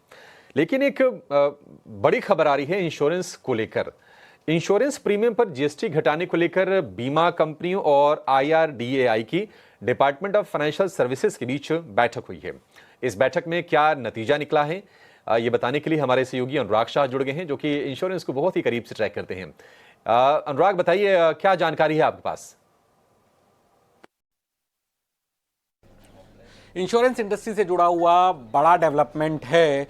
लंबे वक्त से जो इशू जारी है, इंश्योरेंस के प्रीमियम पर GST की दर जो घटाने को लेकर चर्चा हो रही। दिसंबर की GST काउंसिल की मीटिंग में भी ये मुद्दा टल गया था, लेकिन हमारे सूत्रों से मिली जानकारी के मुताबिक मंगलवार को जो बैठक हुई है, जिसमें IRDA के ऑफिशियल्स शामिल थे, insurance industry, life insurance industry, general insurance industry, health insurance industry के ऑफिशियल्स और वित्त मंत्रालय के ऑफिशियल्स के बीच में एक सहमति बनी है कि GST जो हेल्थ इंश्योरेंस के प्रीमियम पर है उसे 18% से घटा के 12% किया जाएगा और इनपुट टैक्स क्रेडिट जारी रहेगा।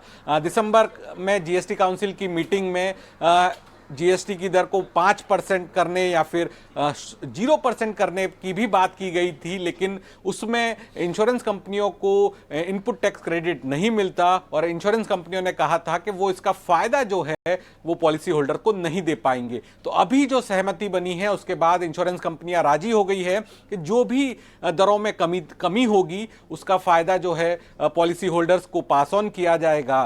तो ये काफ़ी बड़ा डेवलपमेंट है जिसमें लोगों को भी फायदा होगा। आम लोग जो इंश्योरेंस का प्रीमियम चुकाते हैं उनको भी GST कम देना होगा, 18% से 12% होगा। और एक फॉर्मल लेटर ड्राफ्ट किया गया है जो ये कह रहा है कि 18% से 12% किया जाए और ये लेटर जो है GST काउंसिल को सौंपा जाएगा, GST काउंसिल को भेजा जाएगा और अगली जो मीटिंग होगी GST काउंसिल की वहां पर ये फैसला लिया जाएगा कि GST जो है इंश्योरेंस के अंदर वो 18% से घटाकर 12% किया जाएगा। बिल्कुल अनुराग, काफ़ी अहम जानकारी जो इस वक्त आप हमें दे रहे हैं। एक ऑफिशियल लेटर यहाँ पर ड्राफ्ट किया गया और आने वाली बैठक में इस पर पूरी की पूरी सफाई मिलती हुई दिख सकती है। बहरहाल इस वक्त हेल्थ इंश्योरेंस पर जीएसटी 18% से 12% करने की कवायद, यहाँ पर इनपुट टैक्स क्रेडिट जो है वो भी कायम रहेगा और इससे कह सकते हैं कि पॉलिसी होल्डर्स, आम जनता को भी फायदा मिलेगा और इंश्योरेंस कंपनियों को भी इससे फिलहाल कोई एतराज नहीं है। काउंसिल की पिछली बैठक में इस पर चर्चा हुई थी और आने वाली बैठक में पूरी तरह से इस पर सफाई आती हुई नजर आ सकती है। ईटी नाउ स्वदेश की एक्सक्लूसिव खबर इंश्योरेंस सेक्टर पर और इस खबर पर हमारी पूरी नजर है वक्त वक्त पर। इससे जुड़े सारे के सारे टेक्स हम आपको देते रहेंगे। अजीत, आईसीआईसीआई लोम्बार्ड को देखें अच्छी मजबूती के साथ ये स्टॉक ट्रेड करता हुआ। इसके अलावा भी इंश्योरेंस स्पेस पर ओवरऑल आपका नजरिया क्या है? देखिए मानसी, काफी ज्यादा गिरावट हम ऑलरेडी देख चुके हैं इस पूरे स्पेस में। चाहे आप लाइफ इंश्योरेंस की बात करें, जनरल इंश्योरेंस में, तो जनरल इंश्योरेंस में definitely ICICI GI comparatively better structure लगता है। बिकॉज जो गिरावट आई है इसमें जो स्ट्रेंथ थी, मतलब एक काफी स्ट्रॉन्ग आउट परफॉर्मेंस के बाद एक करेक्शन, तो जो एक बेस चाहिए था आपको कि करीब एक पॉज दिखे, एक गिरावट के डिक्लाइन का जो पेस है वो कम हो, तो उस तरीके के इंडिकेशंस हैं। वॉल्यूम्स भी ड्राई हुए हैं आज, थोड़ा सा वॉल्यूम प्राइस एक्शन दोनों ही कंड्यूसिव है, तो पॉसिबिलिटी ये है कि यहाँ पे एक अच्छा रिबाउंड देखने को मिल सकता है आपको। 1765 जो कि पहला इसका हर्डल होगा, उसको ब्रेक करने के बाद करीब 1825 तक के लेवल्स भी एंटिसिपेटेड है कि ये स्टॉक आपको दिखा दे। यहाँ पे क्योंकि मार्केट का टोन नेगेटिव है, एक्यूमुलेशन की रिकमेंडेशन होगी। मीन 1700 से लेकर 1650 के बीच में आप एक्यूमुलेट करिए, 1600 का एक स्टॉप लॉस मेंटेन करिए और ऊपर पे करीब 1825 तक के टारगेट्स के लिए आप उसको वेट कर सकते हैं। वहीं पे आते हैं लाइफ इंश्योरेंस काउंटर्स में, तो वहां पे एचडीएफसी लाइफ और आईसीआईसीआई प्रू, इन दोनों में ही काफी ज्यादा मरीजा गिरावट के बाद एक कंसोलिडेशन का दौर गुजर रहा है। तो यहाँ पे भी रिकमेंडेशन होगी कि इनको ग्रेजुअली एक्यूमुलेट करिए। डाउन साइड यहाँ से कैप्ड है, मतलब 3 से 4% का अगर आप स्टॉप लॉस एक मेंटेन करते हैं तो पोटेंशियल है यहाँ से कि आपको 10 से 12% तक के अपसाइड दोनों ही स्टॉक में देखने को मिल जाए।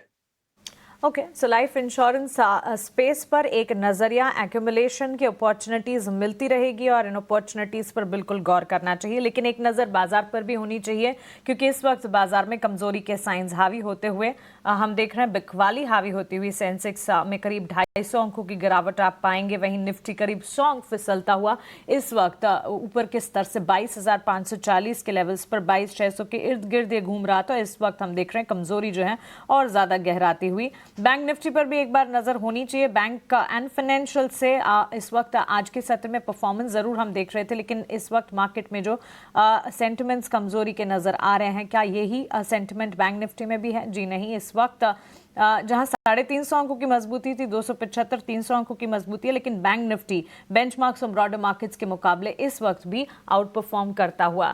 फियर इंडिकेटर इंडिया विक्स भी अभी हमने आपको दिखाया था, वहां पर कमजोरी है, कंफर्ट लेवल्स के ही आसपास है। बावजूद इसके मार्केट में सेंटिमेंट जो है काफी वॉलेटाइल नजर आ रहा है और इस वक्त कमजोरी जो है हावी होती हुई सिर्फ बैंक निफ्टी की तरफ से मार्केट को सपोर्ट है। नरेश जी, गुड मॉर्निंग। एसबीआई कार्ड्स पर एक राय आपसे जानना चाहेंगे और ताजा ब्रोकरेज रिपोर्ट्स की अगर माने, मैक्वायरी की एक पॉजिटिव रिपोर्ट आई जहां पर न्यूट्रल से आउट परफॉर्म की रेटिंग इन्होंने दी है। 1000 तक के टारगेट्स भी एंटिसिपेट करके चल रहे हैं और स्ट्रॉन्ग ईपीएस कैगर यहाँ पर ऑन अ कैगर बेसिस देख रहे हैं, एंटिसिपेट करके चल रहे हैं आने वाले दिनों में।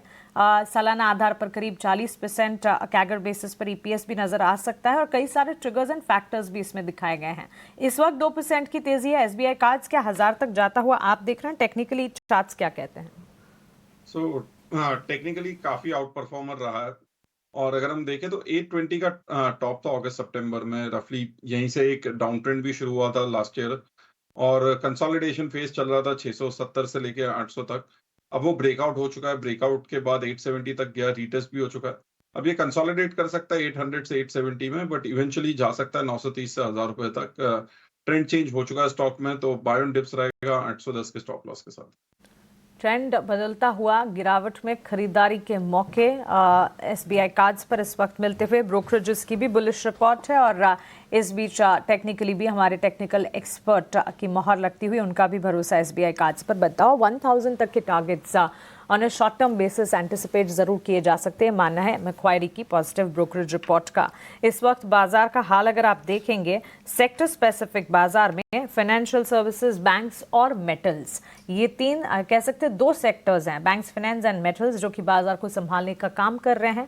इसके अलावा हर सेक्टर, हर पॉकेट में बिकवाली का दबाव देखने को मिल रहा है। IT sector, mid select players, pharma, health care, diagnostic, real estate, energy, automobile sector, हर तरफ हम देख रहे हैं कमजोरी के साइंस। मार्केट का टेक्सचर जो है वो बेरिश है बिल्कुल, और इस बेरिश टेक्सचर में UltraTech cement, M&M, Bajaj auto, ITC, Tata Motors, ये सारे के सारे स्टॉक्स अगर देखेंगे बिकवाली का दबाव पाएंगे। वायर एंड केबल, यहाँ पर भी न्यूज़ फ्लो है, एक बड़े एंट्रेंट की एंट्री के चलते अन्य कंपनियों में सेंटिमेंट जो है कमजोरी की तरफ बनते हुए नजर आ रहे हैं। बैंक्स फाइनेंशियल्स हैं वन साइड जो इस वक्त मार्केट को सपोर्ट करने का काम कर रहे हैं, और इस लिस्ट में मेजर प्लेयर्स की अगर बात करें HDFC bank, Bajaj finance, ICICI bank, axis bank और भारतीय एयरटेल हैं।